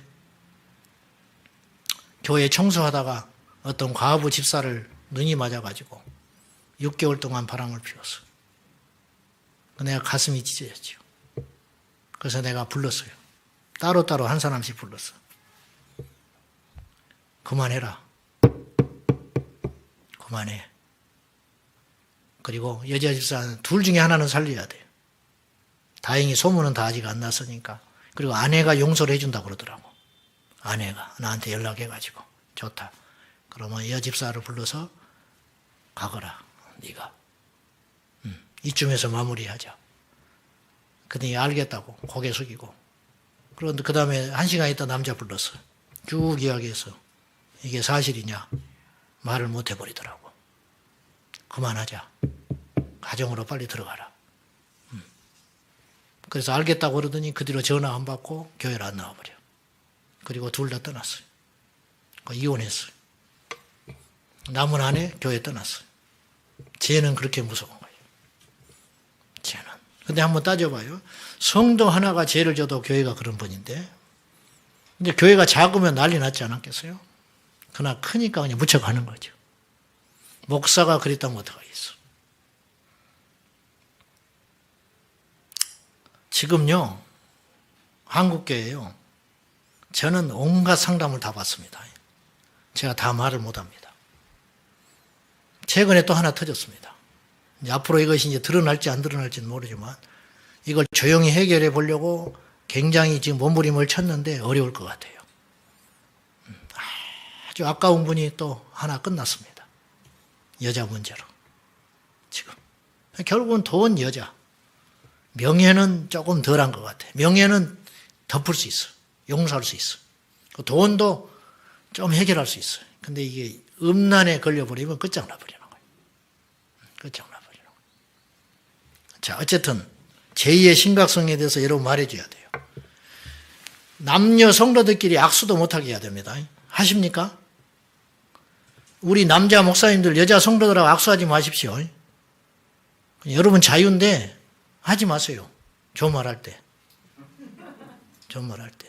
막 청년들 자매들 막 등 두드려주고 그러거든요. 뭐 내 새끼 같으니까 시작은 거기서 시작되는 거예요. 하지 마세요. 옆자리 앉히지 마세요. 저는 우리 부목사들한테도 신방 갈 때 절대로 둘이 가지 마라 그럽니다. 셋 가라. 셋 가야 된다. 둘이 가지 마. 할매하고도 가지 마. 사랑은 나이를 초월한단다. 절대 옆자리 못 앉게 합니다. 내 옆자리는 우리 집사람 몫이에요. 그리고 이제 말 나온 김에요. 이렇게 보니까 목사하고 사모하고 틈이 있으면 안 돼요. 이게 틈을 사탄이 파고들어요. 그러니까 이제 저도 좀 무뚝뚝하고 저희 어머니 아버지가 손잡고 있는 걸 나는 못 봤어요. 일평생에. 여보, 어이, 자네, 여보, 그 소리를 난 들어보지를 못했어. 아무개 엄마, 어이, 전라도, 어이. 그렇게 부르지, 여보, 당신, 그런 말을 나는 내 생전에 들어보지를 못했어. 어디 갈 때 둘이 손잡고 가본 적이 없어요. 아버지는 앞에서 아무것도 없는 주제에 중절 못 쓰고 넥타이 메고 양복 입고 가고, 엄마는 여기다 머리 이고 양손에 들고 버스 기다리고 가고, 아버지는 뒤에 버스 와도 앞에 탁 택시 타고 가버리고, 그런 한량으로 살았으니까 나는 그런 것만 보고 걷기 때문에 저도 잘 안 되는 거예요. 보고 들은 것이 있어야 나오지. 결혼해가지고 이 생일을 맞이했는데 생일을 안 차려줬다고 내가 혼나 이혼당할 뻔했잖아요. 나는 생일을 차려본 적이 없어. 내 생애에. 7이나 되니까. 뭐 케이크를 받는다든지 뭐 선물을 뭐 엄마 아버지가 사와서 나한테 준다든지 졸업식 때도 안 왔으니까. 입학식 졸업식 소풍이 한 번도 와본 적이 없으니까 우리 엄마 아빠는. 아빠란 말도 난 안 해봤어요. 아버지. 무조건 아버지는 아버지. 아빠란 소리도 못해서 난 어려워서. 어머니라는 소리도 못해서 엄마, 아버지. 그런 문화 속에 컸기 때문에 이게 잘 안 되는 거예요. 그리고 여자가 말을 하면 막 듣기가 싫어요. 그죠? 여러분도 그렇죠? 아는데 뭔 소리 했다. 그만해. 그러면 딱 인상 써버리죠. 그럼 이제 딱 꼬리 내리는데, 그러니까 이제 이게 안 되는 거예요. 그래서 같이 가는 문화, 대동하는 문화. 그래서 무안하지만 저도 모르게 우리 집사람을 자꾸 무시까지는 아니지만 남자 하는 일에 무간섭을 해. 그리고 교회 안에서 왜 설치지도 않는 스타일인데 이제 적당히 거리를 내가 둬버리는 거예요. 그것이 목사라고 생각한 거예요. 근데 어느 날 집사람이 심각하게 이야기를 하더라고요. 그것이 정 안 되면 의도적으로 쇼라도 하라는 거예요. 저한테. 자기를 곁에 두라는 거예요. 우리가 이러면 성도들이 자기를 무시한다는 거예요. 그리고 틈이 생겨서 안 된다는 거예요. 당신이 큰일 난다는 거예요. 그 소리를 나는 하나님 소리로 들었어요. 그렇구나. 안 되면 쇼라도 하래. 안 되면, 그리고 자기를 챙기라는 거예요. 그래야 우리 둘 사이에 누가 비집고 들어오질 못한다는 거예요. 그렇구나. 나는 무심코 그랬는데 내가 제 아내와 우리 집을 내가 지킨다고 생각했어요. 어느 날 깨달았어요. 하나님이 내 마음에 깨달음을 주기를 내 아내가 나를 지켜주고 있는 거야. 이해되세요? 무슨 말인지?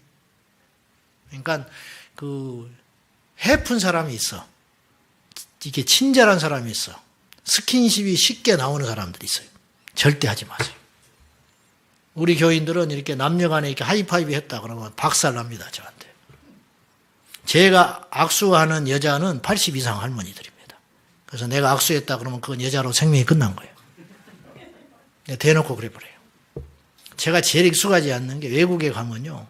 이렇게 집회 끝나면 뒤에 서서 목사님들, 그 담임 목사님 인사하라고 그래요.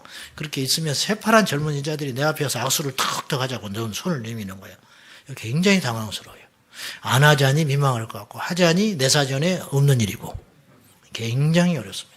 근데 이 담임 목사님이 아무런 스스럼 없이 악수를 하더라고. 여자 성도들하고. 새파랗게 젊은, 뭐 외국 문화라 그런지 몰라도 저는 아니라고 봐요. 그러니까 제 목표는요, 누가 물어보더라고. 목사님 꿈이 뭐니? 나는 PD수첩에 안 나가고 은퇴하는 거다. 내가 그랬어. 나는. 근데 그것이 쉽지 않겠더라고. 가만히 있어도 바람이 불어요. 여러분도 그러실 거예요. 그러니까 사전에, 그래서 우리 목사님은 그런 것에는 전혀 일체 그럴 사람이 아니라는 인식을 주는 거. 언젠가는 그럴 줄 알았어. 이게 안 되는 거예요. 그렇게 인식을 주면. 끈적끈적한 사람이 되지 말라는 거예요. 장로님들 중에서도 어디 이렇게 가면, 노예나 시찰에 가면 꼭 이상한 인간이 있더만요. 음식점에 가면 세상에 하는 짓거리를 하는 사람이 있어. 말을 좀 희롱 섞인 말을 하고 절대 그리스도인답지 못합니다. 그러니까는 여러분의 기질이 어쩐지 친절함이 우리에게 화가 될 수가 있어요. 그러니까 제가 볼 때 외롭게 사는 것이 좋다. 취미도 없고 그냥 무색무취 그냥 그렇게 살아가는 거. 그런 것이 좋다. 그리고 목사님은 제가 볼 때 목사나 사모는 보수적인 것이 좋습니다. 보수적인 거. 강단에 설 때는 이 넥타이를 꼭 매는 것이 좋다. 저는 그렇게 보고요. 제가 새벽 기도는 안 맵니다. 근데 새벽 기도를 안 맬 때, 새벽 기도 넥타이를 풀 때 제가 1년을 고민을 했습니다. 새벽마다 넥타이를 맬 때마다 이거 안 맬 수 없을까? 그래가지고 근데 나도 모르게 매더라고요. 이게 안 되더라고. 성도들 많지도 않은데. 그래서 계속 메고 갔는데 한 10여 년을 메고 다녔죠. 근데 어느 날 내가 결단을 했어요. 내가 내일부터 새벽 기도 때 넥타이를 안 맬란다. 그러니까 여러분 이해해라. 그랬더니 성도들은 매든지 말든지 뭐 그런 표정이야. 뭐 새벽에까지 넥타이를 매려고 그래. 네 알아서 해. 그까짓 거 설교나 잘해. 그런 표정이야. 그래서 그때부터 내가 넥타이 풀고 자유롭게 했는데 어쨌든 간에 목사, 이 세상에 아무리 뭐 거꾸로 돌아가도 성도들의 마음속에는 우리 목사는 그러지 않기를 바라는 마음이 있어요. 그런 게 있잖아요. 그러니까 우리가 맞춰줘야죠. 맞춰준다기보다는 그까짓 거 하나 못합니까? 내가 조금만 불편하면 성도들이 편안해하고 내 설교를 들을 수 있다는데 그러니까 그렇게 해야죠. 어떡합니까? 그래서 보수적인 어떤 옷차림, 보수적인 어떤 자리, 상식. 이제 가끔 이제 양말을 안 신고 구두 신고 다니는 사람들이 있어요. 요새 그런 사람이 있습니다. 목 짧은. 우리 부목사 내가 이렇게 눈치를 줬어. 신방을 하는데 이게 목 짧은 걸, 그러니까 이게 구두만 신으면 꼭 안 신는 놈 같아. 양말을. 그래서 내가 몇 번 눈치를 줬어. 못 알아들어. 그래서 내가 한번 뭐라 했죠. 그러지 마. 신방 갈 때 무슨 버선도 아니고 여자 양말도 아니고 뭘 발목이 허옇게 드러나가지고 그러면 되겠냐. 눈치가 없어. 그런 거 하나도 조심스럽더라는 거예요. 그런 거 하나도. 그래서 유행에 민감한 자가 되지 말고 성령에 민감한 자가 되자. 이제 주제 넘게 제가 말씀을 드리면, 그래서 교회 안에 죄를 허용하면 안 돼요. 목사님이 저 사람이 잘못한 걸 아는데 왜 그냥 두냐? 그럼 권위 없어집니다. 목회를 안 했으면 안 했지 잘라내버리십시오. 그 누르기 안 번집니다. 근데 그렇게 하려면 목사가 권위가 있어야지. 네가 뭐인데 이렇게 하면 안 되지. 그러니까 장로든 뭐든 뭐 개척 멤버든 어려운 일이죠. 한 사람이 얼마나 소중한데. 그러나 읍참마속 하셔야 됩니다. 그러니까 그러기 전까지 그러지 않도록 해야죠. 그러니까 죄에 대해서 끊임없이 우리가 책망하고 이야기하고 그렇게 경고하는 것이 좋다. 죄의 심각성에 대해서 침묵하지 말아라. 회개의 필요성에 대해서 침묵한다. 거짓 선지자는. 5번째, 거짓 선지자는 성결한 생활에 대해 침묵한다. 예. 6번째, 거짓 선지자는 자기 기만성의 위험에 대해 침묵한다. 이 말은 뭐냐면 이제 읽어보세요. 여러분은 구원받아. 저는 이런 소리도 들었어요. 우리에게 오신 어떤 분이 이렇게 얘기하더라고요. 자기는 어느 교회에서 설교를 듣는데 여기서 구원받았는 걸 의심하지 말라고 강요를 하더라는 거예요. 자, 구원받았는데 여러분이 구원의 확증을 갖고 확신을 가져야지 구원의 확신이 없으면 안 된다. 그러면서 나중에 이렇게 여러분은 지옥에 가고 싶어도 못 가는 자입니다. 그러더라는 거예요. 그래서 아멘 했는데 이게 뭐냐는 거야. 지옥에 가고 싶어도 못 가다니. 안 믿으면 지옥 가는데. 교회 안에 지옥 가는 자들이 수두룩 간대. 이건 자기 기만하는 거예요. 아니에요. 예수님이 그랬나요? 바울이 그랬나요? 경고했지요. 심지어는 바울은 자기 자신도 지옥에 갈 걸 두려워했던 사람이에요. 고린도전서 9장 27절에 내가 전한 후에 나는 버림받을까 두렵다. 이 두려움은 건강한 두려움이고 당연한 두려움이에요. 여러분, 암 최고 권위자 의사가 암 안 걸립니까? 서울의 원자력병원 옛날에 암센터 생기기 전에 서울 원자력병원이 암 최고였거든요. 우리 넷째 형수도 거기서 돌아가셨는데 암센터 원장이 한국 원자력병원 태릉에 있는 원자력병원 병원장이 암으로 죽었어요. 그게 사실이에요. 목사는 지옥 안 갑니까? 목사 지옥 갑니다. 목사가 되기 전에요. 예수님 만난 자여야 돼요. 제가 부산에서 이제 있다가도 했는데 부산에서 전화 한 통을 받았습니다. 몇 년 전에. 자기 아들로 상담을 좀 하고 싶다는 거예요. 그래서 무슨 일입니까? 그랬더니 자기 아들이 일이 안 풀린대요. 30이 넘었는데. 도무지 되는 일이 없다는 거예요. 근데 그 이유를 인즉슨 자기가 어릴 적에 아들을 하나님 앞에 서원한 것 같다는 거예요. 그래서 주의 종의 길을 걸어가야 되는데 안 가기 때문에 이렇게 일이 안 풀리는 것 같아서 상담을 한다는 거예요. 저한테. 그래서 내가 물었어요. 신앙생활 잘하냐? 그러니까 뭐라고 말이 나왔냐면 교회는 나가지요. 그래. 소리가 죽었어 벌써. 교회는 나간대. 그래서 내가 또 그랬어요. 성령은 받은 거 같냐? 은혜는 받았냐? 그랬더니 잘 모르겠대. 그래서 내가 대뜸 그랬습니다. 처음 본 분이니까 우리 교인도 아니고 누구를 죽이려고 그럽니까? 내가 그랬어. 누구를 죽이려고 그런 상태에서 신학을 하라고 그럽니까? 3명이 죽어요. 첫째는 자기 자신이 죽어요. 어떻게 하나님도 안 만나고 신학을 합니까? 2번째 자기 가족이 죽어요. 3번째 교인이 죽습니다. 하지 마시오 절대로. 아무 소리 못해. 하나님의 뜻이라면 시킬 테니까 서원을 해서 그 길을 안 간다고 일이 안 풀리는 게 아닙니다. 근데 아무 소리 못하는 거예요. 제 말이 틀린 말이 아니거든요. 하나님 만나러 신학 가는 게 아니에요. 하나님 만나러 목회하러 가는 거 아니에요. 저는요, 우리 교회에서도 해년마다 목회 길을 간다 어쩐다 그러는데 내가 엄하게 이야기합니다. 괜찮은 애들은 못 가게 해요. 너 누구 죽이려고 그래? 야, 청년부에서 인정로 못 받는 것이 무슨 중고등부에서 인정로 못 받는 게 신학을 해? 안 그래요? 남보다 인격적으로나 영적으로나 삶의 자세로나 뜨겁게 하나님 만난 사람이 신학을 해야지. 신학에 가서 예수 만난다고? 안 돼. 그러다가는 휘청휘청해. 신학 가서 지식 들어서 뭐하게. 하나님을 만난 자가 성령 받은 자가 신학을 해야 그 신학이 완성되는 거야. 가지마 내가. 그렇게 말리죠. 너무 늦잖아요. 여러분 술 먹는 목사가 얼마나 많은지 아세요? 담배 못 끊는 목사가 얼마나 많은지 압니까? 서울에 있는 어떤 사모관한테 연락이 왔어요. 자기 남편 이야기 좀 한다고. 국민일보에 맨날 나온대. 나 이름 묻지도 않았어요.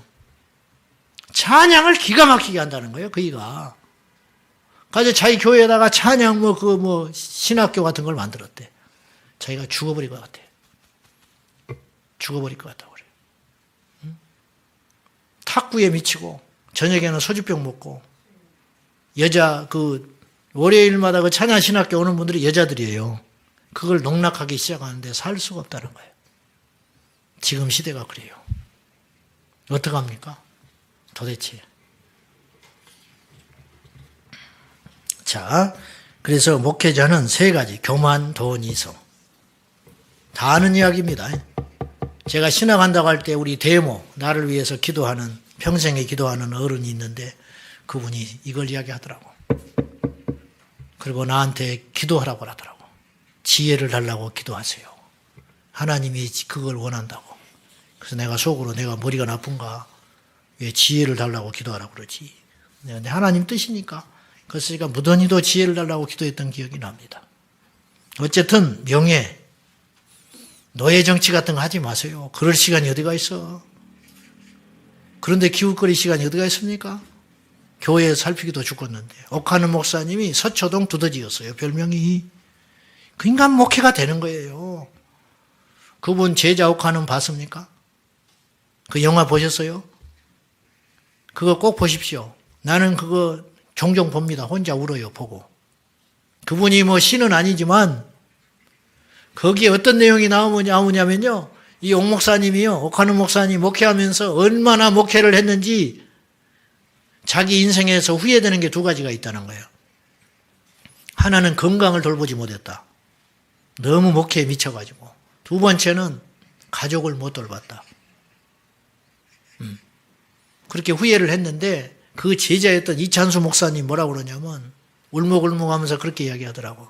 옥 목사님 병상에서 마지막 자기한테 그 후회가 두 개가 후회된다고 하고 돌아가셨는데 자기가 가슴이 아픈 것은 이분이 다시 생명이 연장돼서 다시 과거로 돌아가서 목회를 한다 해도 그분은 여전히 그 두 개를 포기할 사람이라는 거예요.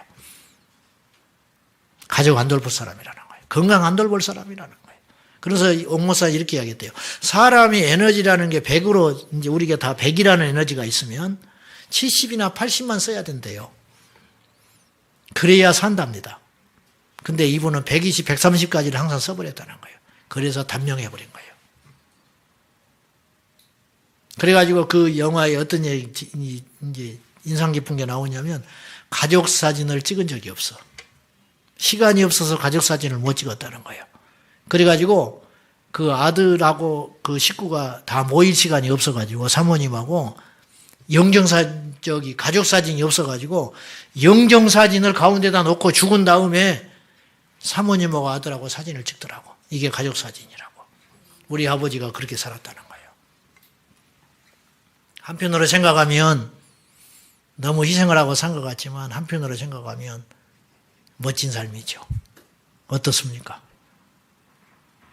자, 조금 역설적이지만요. 목회를 하지 말아야 할 사람 12가지 특징이 있다고 봐요. 제 주장입니다. 첫째, 성도들의 근심이 되는 목사가 되지 마라. 성도들의 근심이 되는 목사 목회하면 안 돼요. 요새 보면요. 저도 이제 여러 교회를 거쳐봤는데요. 교인들이 몇 사람 많은지 우리 목사님 걱정하는 교회가 있더라고. 그건 안 돼요. 목회 안 됩니다. 새벽마다 가슴이 떨리는 부교육자들이 있어. 오늘 또 빠질까 봐. 담임 목사. 걱정거리야. 걱정거리. 보세요. 자식이 부모를 걱정하면 그 집은 끝장난 겁니다. 걱정을 한다 치면 부모가 자식을 위해 걱정해야지. 그것도 안 될 일이지만 우리가 성도들을 걱정하고 관심을 갖고 울어야지. 성도들이 새벽에 나와서 우리 목사님 와서 기도하면 되겠어요? 물론 사역을 위해서 기도하고 중보는 할 수 있지만 걱정하면 안 되죠. 걱정하면 안 되지. 어떠세요? 걱정 끼치지 마세요. 그럼 목회 안 해야 됩니다. 성도들을 걱정시키는 목사가 무슨 목회가 됩니까? 두 번째, 약속을 안 지키는 목사 목회하면 안 돼요. 시간 안 지켜. 말에 대해서 안 지켜. 기억이 안 난대. 깜빡해버렸대. 무슨 깜빡을 매일 해. 몇 번 그러고 나면 성도들이 의뢰 원래 그러잖아. 그러면 강단에서 말이 안 먹혀드는 거예요. 신방 몇 시에 간다. 딱 나타나야 되는 거예요. 의뢰 1, 20분은 늦는 분이야. 늦었으면 전화해야 돼요. 여차히 쳐서 늦으니까 좀 기다리십시오. 그 틀림없는 인식. 우리 어디 장례 2시에 출발한다. 결혼식 2시 간다 그러면 뒤도 안 돌아보고 가버립니다. 우리는. 맛을 보여버려.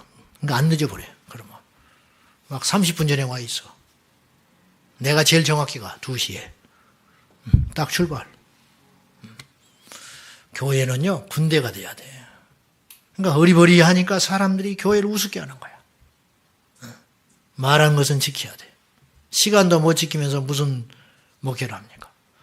맨날 아슬아슬 해가지고 새벽기도 5시인데 5시 찰랑찰랑 내요. 눈썹 날리며 세수도 안 하고 나타나는 거야. 뭘 하고 있었는지. 2시 자든 3시 자든 새벽기도는 안 늦어야지. 안 그래요? 시간과 말을 지키라. 책이지 못할 말은 하지 말아라. 세 번째, 물질에 탐심을 버리지 못하는 목사. 맨날 대접만 받고 다니니까 목사하고 조폭하고 똑같은 게 3가지가 있대. 조폭 두목하고 뭔지 아셔요? 이야기 좀 해봐요. 목사하고 조폭 두목하고 뭐가 똑같은 것 같아요? 세 가지가 똑같대. 첫째, 어두운 양복을 입고 다닌대. 어두운 양복. 두 번째, 까만 세단을 타고 다닌대. 세 번째가 제일 수치스러운 건데 지갑을 안 갖고 다닌대. 목사가 어느 정도 자리 잡으면요, 돈 쓸 일이 없어. 교인들이 다 지불해주고 가는 곳마다 대접받고. 한 번 얻어먹었으면, 두 번 얻어먹었으면 한 번은 사라고. 목사가. 미안한 이야기지만 우리 교회 와서 나한테 밥 얻어먹은 게, 목사한테 밥 얻어먹은 게 처음이래. 예수 30년 믿었는데. 얼굴이 뜨근뜨근해요. 목사님 왜 밥을 사네? 네 돈만 아깝고 네 돈만 안 아깝냐? 다 똑같아. 성도들은요, 신방해가지고 좋은 걸 먹이거든요. 그거 한번 먹이려면요, 한 달 외식을 못해요. 그걸 알아야지. 그걸 알아야지.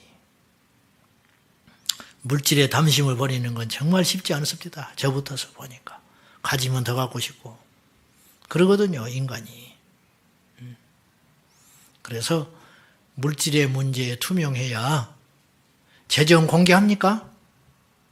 재정 여러분이 지고 계세요? 아직도? 안 됩니다.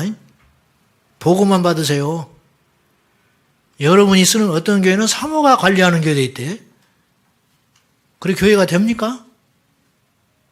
응? 언제까지? 그러니까 구멍가게를 못 벗어나는 거예요. 미안하지만. 무슨 속꿉장난합니까? 그리고 가족들 교회 일에 관여하지 못하게 하세요. 응? 절대 하지 못하게 하세요. 사모님도 설치지 못하게 하셔. 그리고 목사 가족이 있는 건 독이자 짐이에요. 초기에는 도움이 돼. 근데 성도들이 안 붙습니다.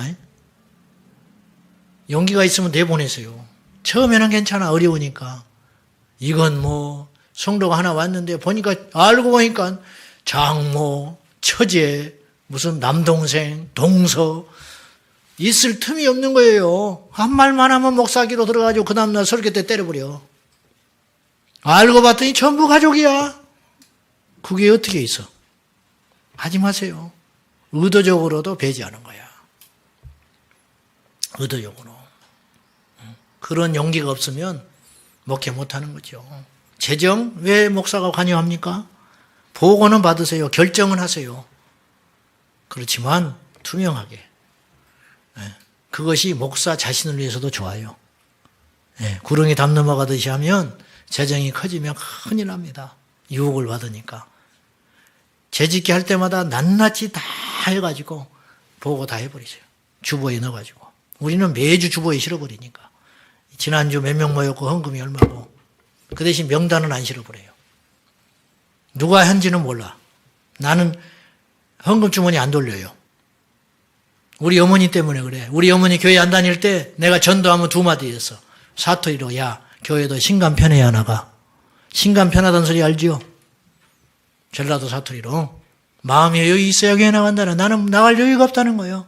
그리고 두 번째, 있는 사람이 나가, 교회에. 내가 그것이 확 바뀌었어. 시간이 있고 물질이 여유 있어야 교회 간다는 거예요. 이게 세상 사람들의 사고더라고요.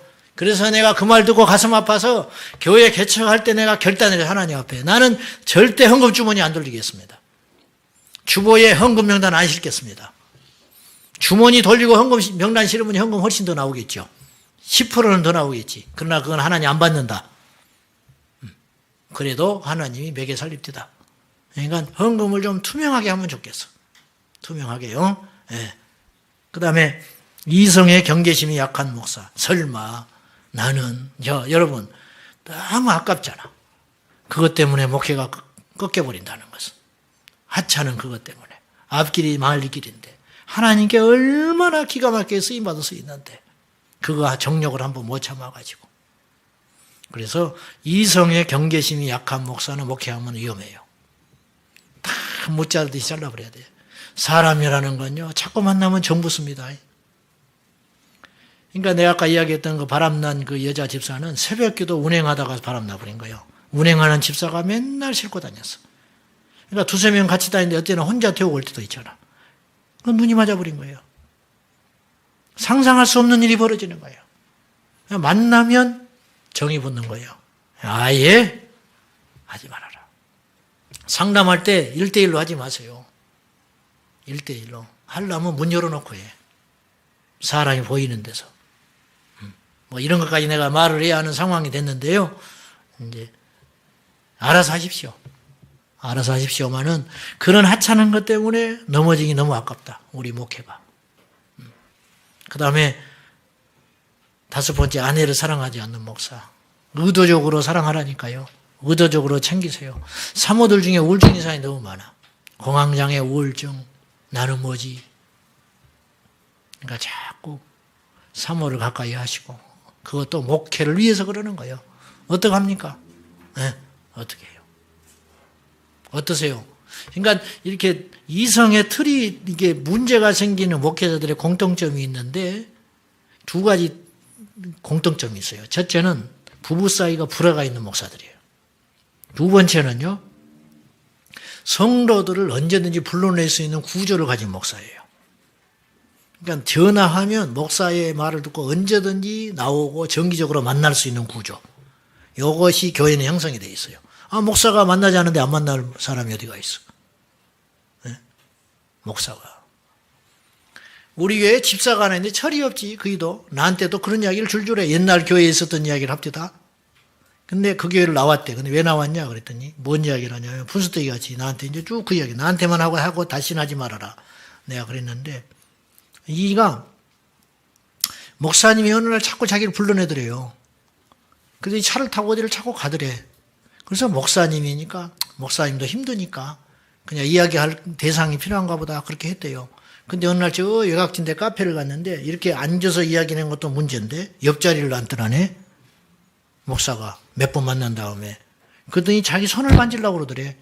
그때서 정신 차렸대 자기가. 그러니까 이게 뭐냐면 일종의 이제 그루밍이라는 것인데 그게 그루밍 조금씩 설마 아이고 우리 아버지 같은 목사인데 설마 우리 목사님인데 설마 우리 선생님인데 이런 거 있잖아요. 이게 그루밍 성추행이잖아요. 그러니까 이제 눈치채지 못한 사이에 그렇게 가는 거죠. 자기가 성추행 당한다는 것도 몰라. 그루밍은 이런 것이죠. 어느 날 보니까 내가 당했어. 어느 날 흑심이 있구나. 이걸 알게 되는 거예요. 그러니까 이런 구조가 제일 쉽게 형성되는 구조가 교회라는 거예요. 교회 청년 불러내면 안 나오겠어요? 직장의 상사가 불러내면 뭐지? 그러지만 목사님이 불러내서 야 나와봐 그러면 안 나갈 청년이 거의 없어요. 근데 이상한 구조가 만들어진다는 거예요. 이런 걸 사전에 막아야 된다는 거예요. 5번째, 6번째 게으른 목사 설교 표절하고 새벽기도 신방에 툭 하면 게으르고 아 성도들 몇 사람 해야 된다고 신방을 하네. 지금 코로나니까 못한다? 4명은 모일 수 있잖아요. 제자 훈련하세요. 왜 못합니까? 문고리 신방이라도 하셔야지요. 그러다 보면 내 양이 되고 하나가 모이면 둘이 되고 둘이 되면 넷 되고 안 그런가요? 우리는 뭐 예배 몇 명 한데 제자 훈련 할 사람은 있잖아. 제자 훈련 한 사람은 세울 수 있잖아. 한 사람은 세우세요. 리더를 세워야 됩니다. 그 리더가 내 일을 대신해 줄 수 있어요. 사람은 쉽게 안 만들어지더라고요. 제가 4명의 리더로 시작했습니다. 4명. 4명의 리더로. 치열하게 싸웠지요. 영적으로. 삐딱한 것이 있거든. 엉뚱한 소리 하는 이가 있어. 제자 훈련이요. 설교보다 훨씬 어려워요. 안 잡혀요. 설교는 일방적 선포를 하니까 그냥 묻어가는데 제자 훈련하면 뭐 이야기하다 보면 엉뚱한 소리 해요. 내가 하려고 하는 의도가 아닌데. 제자 훈련 실컷 내가 1년 반을 해가지고 마지막 졸업하는 날 안수입사 한 인간이 엉뚱한 소리 하더라고. 목사님이 하자고 그래서 하긴 했지만은 저는 뭐 이렇게 이야기를 해. 마지막 졸업을 할 때. 이야, 내가 충격을 받아가지고. 그리고 그날 저녁에 밤 11시가 넘어서 끝나고 집으로 돌아가는데 얼마나 내 속이 갈갈이 찢어지는지 초신자도 아니고 다 과정 마치고 마지막 개척 멤버인데 그때 내가 집으로 돌아가면서 가슴이 먹먹해가지고 이게 뭐지? 근데 하나님이 위로를 주시더라고. 내 마음에. 종아, 예. 한강물에 돌아나 던지면 표 안 나지? 안 나지요. 계속 던지면 어떻게 될까? 한강이 메꿔지겠지? 예. 너는 헛된 것 한 거 아니야. 그 내 위로받았어. 그렇구나. 헛된 짓은 아니구나. 자, 정치 명예 쫓는 목사, 사회의 여러분 이슈에 예민한 목사가 되면 안 돼요. 태극기 집회 하지 마세요. 여러분 어떻게 생각할지 모르지만 제가 광화문에 안 나간다고 성도들 몇 사람 잃었습니다. 저한테 찾아왔어. 장로도 찾아왔어. 다른 뜻 있다 온 장로. 내가 그랬어. 가려면 나가라 너. 혼자 나가. 안 말려. 광화문에 나가 있어. 그렇지만 주일날 가서 쪼그려 앉아있는 건 아니야. 평일날 가서 앉아있으려면 앉아있어. 그러나 주일날까지 거기 가서 앉아있는 건 아니야. 그리고 당신이 옳다고 여겨지면 가. 그러나 나는 못 가. 나는. 옳고 그름의 문제가 아니라 목사는 정치하는 사람 아니야. 내가 그랬어요. 아무 소리 못하죠. 그리고 열매를 봐라. 하나님 까불면 죽어. 그게 정상이냐? 나는 아니라고 본다. 대놓고는 말을 안 했지만 1대1로. 여러분도 여러 가지 생각이 있을 수 있겠지만 그런 거 이 시에 설교 때 말할 필요 없어요. 최근에 내가 매일 상담받은 하나가 있는데 자유교회 목사님이 굉장히 신실했대요. 개척교회인데 성도들도 좋고 그래서 한 10대 명 모였대. 좋대. 너무 은혜를 받았대. 한 2년 동안 눈물로 예배를 맨날 드렸대. 근데 한 3개월 전부터 이 목사님 이상이었다는 거야. 뭘 이야기를 하느냐. 백신 맞으면 그것이 짐승의 표니까 맞으면 안 된다. 그것이 짐승의 표일지 아닐지는 하나님만 아는데 몰라요. 0.001%라도 가능성이 있을지 몰라. 그렇지만 강단에서 그 말만 계속하면 안 된다는 거예요. 비겁해서 피하라는 게 아니에요. 성도들의 영혼을 스크래치를 내지 말라는 거예요. 그런 것 때문에. 아시겠어요? 좌파도 아니고 우파도 아니에요. 우리는 예수파예요. 아시겠어요? 여러분 절대 정치적인 성향을 띠면 목회는 안 되는 줄로 아세요. 안 되는 줄로 아라고. 그리고 뭐 베리치, 짐승의 표, 주님 오신다. 그거는 여러 가지 균형 구조 속에서 한마디 할 수 있어요. 그렇지만 매 예배 시간마다 그 이야기하면 성도를 다 떠나갑니다. 떠나가는 게 무서운 게 아니라 주님은 그런 식으로 목회하길 원치 않으세요. 우리의 설교의 핵심은 예수여야지, 십자가의 복음이어야지 다른 것이 들어가면 안 된다는 거예요. 그러니까 정치 뭐 이런 거 뭐 절대 그런 것에 저도 차별금지법 반대하는 목사고 그것 강하게 이야기하는 사람이지만 그걸 이슈화해가지고 매일 그걸 메뉴로 삼으면 안 되는 거예요. 심령이 피폐돼 버려요. 옳은 소리라도 피폐됩니다. 아시겠습니까? 목사 자신도 영성이 메말라 버리고 듣는 성도들도 메말라 버리는 거예요. 그러니까 회피할 생각이 하지 말고 오직 우리는 성경만 전한다. 은사도 갑니다. 병 고치는 것도 가요. 남는 건 복음의 말씀밖에 없어요. 그러니까 그걸로 승부를 내면 좋겠다. 8번째, 기도하지 않는 목사. 그런 목회하면 안 되죠. 그러니까 수가 작을 때는 기도로 일단 승부를 보는 거예요. 50명이 모이면 제자 훈련하는 거예요. 100명이 모이면 전도를 하고 100명이 넘어가면 이제는 조직을 정비해야 되고 그 다음에 100명, 200명이 넘어가면 이제는 말씀으로 승부를 봐야 돼요. 이제 리더십으로. 그러니까 제가 보니까요, 목회는요, 종합 예술이야. 저는 설교만 되면 된다고 생각했어요. 근데 그게 아니에요. 인간관계, 리더십, 사람만 좋으면 목회되는 거 아니에요. 대찰 때는 대처해야 돼요. 대찰 때는. 강할 때는 강해야 돼요. 그러니까 인격, 리더십, 행정, 또 행정의 문외한이 있어. 그러니까 그것이 부족하면 행정을 잘하는 사람을 세워야지. 할 수 없어요. 근데 설교는 누가 대신 못 해주는 거예요. 그러니까 설교를 개발해야 돼요. 설교. 제가 말했어요. 목회의 90%는 설교다. 예? 목회의 90%는 설교. 사람이 좋아 사랑이 넘쳐. 그건 설교가 된 다음에 이야기하는 거예요. 그 다음에. 설교가 안 되면 아무것도 안 돼. 음식점이 맛이 없으면 뭐라고? 주차장 넓다고 합니까? 깨끗하다고 합니까? 친절하다고 합니까? 저 음식점은 친절해. 그 말은 음식도 맛있지만 친절하다 그런 뜻이에요. 우리 교회가 따뜻해. 사랑이 넘쳐. 그 말은 설교가 은혜 있지만 사랑도 있다. 그런 뜻이에요. 그러니까 이게 보편적으로 평균 이상은 돼야 돼요. 목사가. 지혜도 있어야 되고 지식도 있어야 되고 인격도 있어야 되고 리더십도 있어야 돼요. 그러니까 어렵죠. 그 위에 특기가 하나씩 있어야 돼요. 우리가.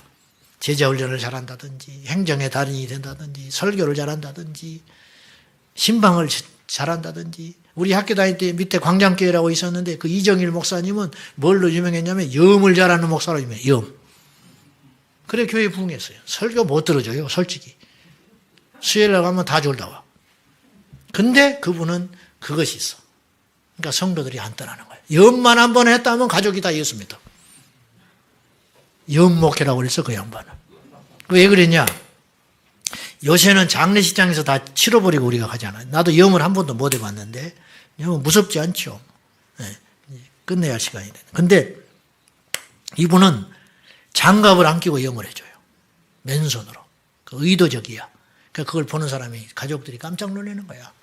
그래서 장례 끝나면 그들이 다 예수 믿는다는 거야. 그래서 교회가 부흥하는 거야. 하나는 있어야 돼. 하나. 기도해주면 팍팍 역사가 일어나든지 신령한 은사가 있어서. 그래서 정치 명예 쫓지 말고 기도하지 않으면 안 돼. 유행 따라서 하는 목사. 트렌드 쫓아가고. 얼리 어댑터가 돼가지고 뭐 새로 나온 핸드폰은 맨날 바꿔대고 도대체 뭐 아이패드, 시골에서 아이패드가 무슨 필요가 있어. 다 잘 알아서 하는데 집에 놔두고 다니셔. 아니 시골에 할머니들 몇 명 앉아있는데 이 아이패드를 딱 놓고 아이고 내가 안 되는 거라. 네가 뭐 아이패드 사줘봤냐? 그게 아니고 그건 아니라는 거예요. 도시에 가서 할 사람, 시골에서 할 사람. 옛날에 돌아가신 한신교회 이준표 목사님이 신방할 때 항상 반바지가 들어있었대. 아세요? 반바지를 이분이 전중가에서 목회해요. 호남 사람이거든. 그래서 나중에 서초동 제일 중심 잠실 서초구에서 한신교회 개척해서 대성하신 분이거든요. 근데 이분이 농촌에서 목회할 때 신방 가방에 반바지 갖고 다녔대요. 한 5분 더 해도 됩니까? 그래서 반바지 갖고 다니면서 왜 이분이 반바지를 갖고 다녔느냐. 신방할 때 시골의 농사. 근데 어느 날 과부된 집사한테 신방을 갔는데 여름 대낮에 여름 때 앞이지 쨍쨍 내렸는데 그 집에 과부 집에 교인이 안 왔길래 옛날에 전화도 없고 하니까 신방한다고 갔더니 들어놓여 있더래. 열병 나가지고. 그래가지고 걱정을 한숨같이 하고 있더래. 뭐냐.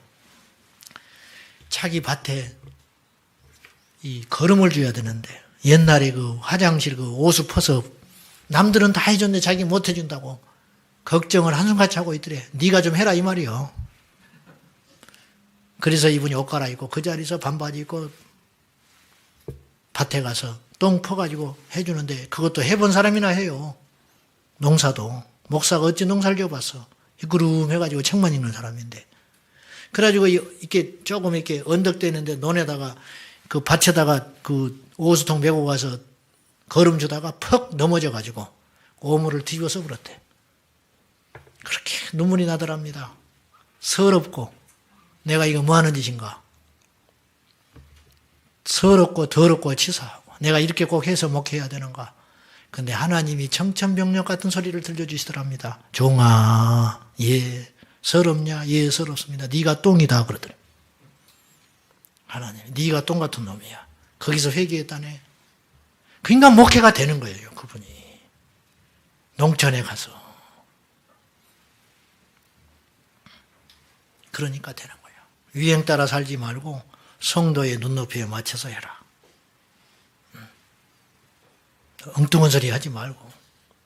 그리고 강단에서 자기 자식 자랑하는 거 아니에요, 절대. 우리 자식이 서울대학교 들어갔습니다. 할렐루야. 서울대학교 들어간 건데 무슨 할렐루야야. 그래서 교회 떠나온 사람도 있어, 우리 교회에. 죽겠대. 자기 자랑, 자기 자식 이야기 했어서.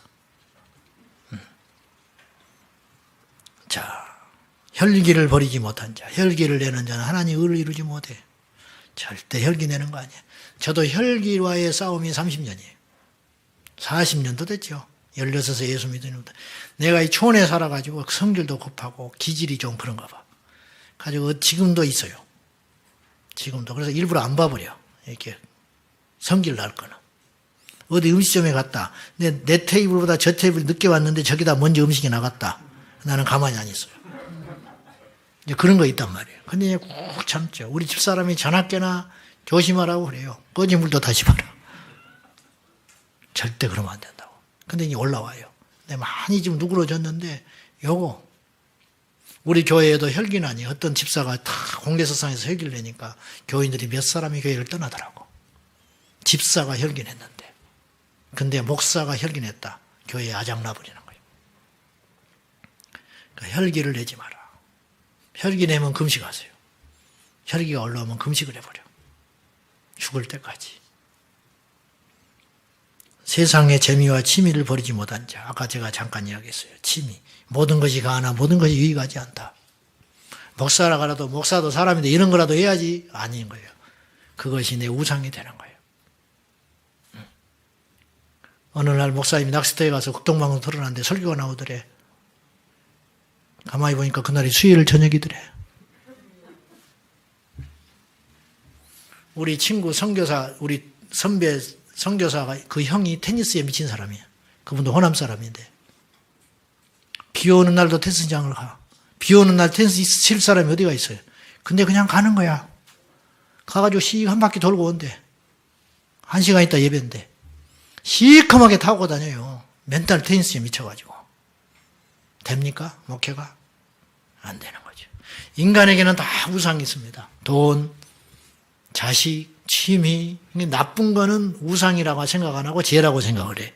근데 좋은 것은 우상이라고 생각 안 해요. 취미라고 생각을 해. 취미도 우상이 될 수 있어요. 취미도. 적당히 해라. 지나치게 기뻐할 것도 없고 지나치게 슬퍼할 것도 없다. 무생무치, 몸이 건조한 사람, 목회. 그냥 그런가 보다. 뭐 요새 그런가 보다. 그러고 말아야지. 그걸 바로 이렇게. 목사가 너무 그런 것에 밝으면 아는 척을 하면 성도들이 일을 안 해버려. 그러니까 깨고는 이때 가만히 있는 거야. 그런데 속속들이 깨고는 있죠. 방송, 유튜브 뭐 어떻게 하는 거 다 알아. 그러나 본인이 하면 안 돼. 일하는 사람을 시켜야지. 그리고 우리는 사도들처럼 말씀과 말씀 전하는 것과 기도에만 전무한다. 그러니까 성도들이 어떤 마음이 있어요. 우리 목사님은 다른 건 몰라. 그리고요, 성도들은요, 목사가 세상에 밝고 너무 막 이렇게 빠르게 아는 거 별로 안 좋아합니다. 겉으로는, 우리 목사님 똑똑하다고, 유식하다고, 우리 목사님 모르는 것이 없어. 칭찬하는 것 같죠? 욕하는 거야. 목사님 마음은 이런 것이 있어. 우리 목사님은 세상 물정 몰라. 그러니까 우리가 지켜줘야 돼. 우리 목사님 세상 물정 몰라. 그러니까 우리가 기도해 드려야 돼. 근데 우리 목사님은 하나님 앞에는 확실한 분이야. 그거 딱 그래야죠. 눈치 없는 목사. 나 지난번에 가서 우리 부목사 한 번 혼냈어요. 잘 잔소리 안 하는 편인데 이놈이 신방을 갔네. 나랑 같이 갔어. 내가 세신자 신방 갔네. 따라와가지고 옆에 있다가 뭔 말하다가 이 양반이 집사님 사위가 신학을 했어. 어디. 근데 이제 메이저 신학이 아니고 작은 신학을 했나 봐. 그 교단 중에 합동 측에서. 난 잘 모르지. 근데 이 친구는 이제 메이저를 나와서 합동 측에. 나는 교단 안 따지고 우리 부목사님을 했으니까.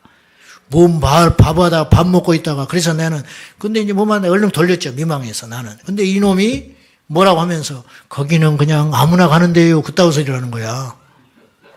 어떻게 성기를 놔야지. 이게 미쳤나? 얼마나 민망합니까? 이 집사의 사이는 아무나 가는 신학교를 가서 목사가 됐어? 지는 제대로 된 데를 나왔고? 내가 아찔한 거예요. 왜 내가 아찔했냐면 내 앞에서도 이런 실수를 한다면 요건 뭐 혼자 신방 보낼 수 있겠냐 내가. 밀가는 물가에 내는 애 같아가지고 눈치가 너무 없는 거예요. 지혜가 없는 거예요. 사람의 말이라는 건요. 저도 엄청나게 실수를 하지만 나가버리면 못 주워 담아요. 어떻게 할 거예요? 그러니까 이런 것들에 대해서 너무 답답하고 우리 학교 다닐 때요. 답답하고 눈치 없는 일 전부 목회 다 실패했어요. 센스가 있어야 되는 거예요. 말해야 할지 길게 할 때 짧게 할 때 그런 거. 찬송 인도할 때 멘트 좀 하지 말아라. 찬송하러 왔지 설교 들으러 왔냐? 네가 설교 다 해버리면 나는 뭔 설교를 하냐 내가. 무슨 놈은 찬송 인도를 하러 가가지고 어쩌고 저쩌고 한 번만 더 하면 안 세워버려. 근데 6개월 지나면 또 그 짓을 하고 있어. 이게 그렇게 아이고 참말로. 그러니까 모르는 사람하고는 살아도 눈치 없는 사람하고는 못 사는 거예요. 모르는 사람은 가르쳐주면 돼요. 눈치 없는 것들은 아무짝에도 쓸모가 없어요. 그래서 지혜 있는 목사가 되면 좋겠다. 자, 마지막으로 신학과 신학이다. 저는 무식해가지고요. 신학을 하기 전에 이 신자가 믿을 신자인지 알았어, 진짜. 신신자가 아니고. 근데 신학 가서 신신자를 쓰더라고. 떼올라지. 나는 신신자를 쓰는 거 이상하게 생각했어. 왜 하나님을 똑같이 신 취급하지? 신을 공부하는 학문이야? 우리 하나님은 단순한 신이 아닌데 나는 강하게 거부감이 생겼어요. 무식해서 그런지 몰라도. 이 믿을 신학을 이걸 쓴 분이 누군지 아세요? 내가 알기로 우리나라 최초의 목사는 이용도 목사님이에요. 아셔요? 이용도 목사님 아는 분? 모르네. 몰라요? 감리교 이용도 목사님 모르셔? 알아요? 그분이 이단 취급받았어요. 70년 만에 이단에 벗겨졌어요. 감리교에서 공식으로 이단 아니다. 내가 그 양반 존경한다고 그랬다가 신학교 떨어질 뻔했어. 대학원 입시 볼 때. 느닷없이 물어보는 거예요. 존경하는 목사가 누구니? 그래서 한경리 목사님 존경합니다. 사실은 마음에도 없는 소리 한 거예요. 준비하지 어떤 질문을 받아놓으니까 한경리 목사님 존경합니다. 그랬더니 너무 뻔한 답이잖아. 그래서 이용도 목사님을 존경합니다. 그랬다가 눈이 동그래져가지고 이용도 목사 이단인데 존경한다고 나한테. 그래서 그게 아니고요. 그분의 좋은 점만 존경하지요. 내가 그랬어. 떨어질 뻔했다니까. 그분은 33살에 돌아가셨는데 일제시대에 삼천리 방망곡국을 성령의 바람으로 몰아내고 가신 분이에요. 그분 연구할 필요가 있습니다. 성령에 사로잡혀 설교했던 불의 사자. 일본 순사도 와서 회개했던 그 강력한 메시지. 평양에 가가지고 평양 토마스 목사의 피를 먹은 평양성화 회개해라. 평양에 있는 교회들이 다 신사참배하고 무너지니까. 그렇게 담대히 외쳤던 성령의 사람. 어쨌든 그분이 믿을 신학, 믿는 학문을 하자. 그렇게 주장했던 분이에요. 자, 성경을 믿지 않는 목사들이 많아요. 자유주의 신학에 물들어서 성경이 안 믿어진다는 거예요. 우리 중에 그런 분 없지요? 절대 그러면 안 돼. 저는 성경에 기록된 모든 걸 믿는 사람이에요. 안 믿는데 무슨 설교를 합니까? 우리 학교 다닐 때 구약학 공부할 적에 학생 하나가 질문을 했어요. 교수님, 그 박동현 교수라는 분한테 요나가 고기 뱃속에 들어간 거 믿으십니까? 그렇게 물었어. 믿으세요? 안 믿네. 요나가 큰 고기 뱃속에 들어간 거 믿냐고. 그러니까 이분이 믿는다고 그랬어. 왜 믿는지 이유를 이야기했어. 성경에 그렇게 써 있으니까 자기 믿는다고 그러더라고. 와. 그러면서 이분이 덧붙여서 이렇게 말했어. 나는 요나가 고기 뱃속에 들어간 걸 믿을 뿐만 아니라 큰 고기가 요나 뱃속에 들어갈 것도 성경에 써 있다면 믿을 거래. 그랬구나. 할 말 없다. 그 정도는 돼야 돼. 모름지기. 성경을 안 믿는데 무슨 설교를 해요? 안 믿으니까 천국 지옥 설교를 못하는 거예요. 재림 설교를 못해요. 성도들이 듣고 싶은 메시지는요. 원색적인 메시지예요. 신학을 들으려고 하는 게 아니에요. 칼바르트 이야기 들으러 게 아니에요. 설교 시간에 왜 칼바르트 이야기를 해? 조직신학적인 이야기를 뭐하러 해? 그건 베이스에 깔고 성경 이야기를 해야지. 그 다음에 성경을 안 읽고 신앙서적 철학에 꼭 서두에 어찌 세상적인 소리를 가져다가 서두를 열어. 멋있게 보이려고. 아는 체 하려고. 요즘 세대가 어떤 세상인데 교회와 성도들에게 집중하지 않고 학이나 따려고 왔다 갔다 하거든. 학이 가운 입고 설교하는 목사도 봤어. 그게 뭐라고? 바울하고 거꾸로 목회하는 거예요. 바울은 그걸 배설물 여기고 다 버린다고 그랬네. 우리는 배설물만 쫓아서 입으려고 난리 법석. 우리가 그렇게 안 했으면 좋겠다. 자, 일단 여기까지 하겠습니다. 시간이 없어서 자, 제가 말했던 것 중에 좀 무례한 것 있으면 이해하시고 뭐 그래도 할 수 없고요. 다음에 안 올 것 같으니까. 끝나고 잠깐 기도하시고 남은 시간 또 같이 좀 이야기하겠습니다. 하나님 감사합니다. 제가 뭘 알아서 이 자리에 섰습니까? 하나님께서 부르셔서 순종하는 마음으로 섰습니다. 우리가 모르는 이야기 한 게 아니고 아는 이야기 다 했습니다. 이것이 우리의 큰 도전이 되게 하시고 우리 심령의 말씀이 되어서 하나님의 뜻대로 순종하는 충성된 종들 되게 하여 주옵소서. 우리 목사님들 주님의 이름으로 축복합니다. 용기와 소망을 가지고 승리하게 하여 주시고 기쁨으로 모양할 수 있도록 도와주십시오. 예수님의 이름으로 기도하옵나이다. 아멘. 예, 감사합니다. 잠깐 쉬신 것 같습니다.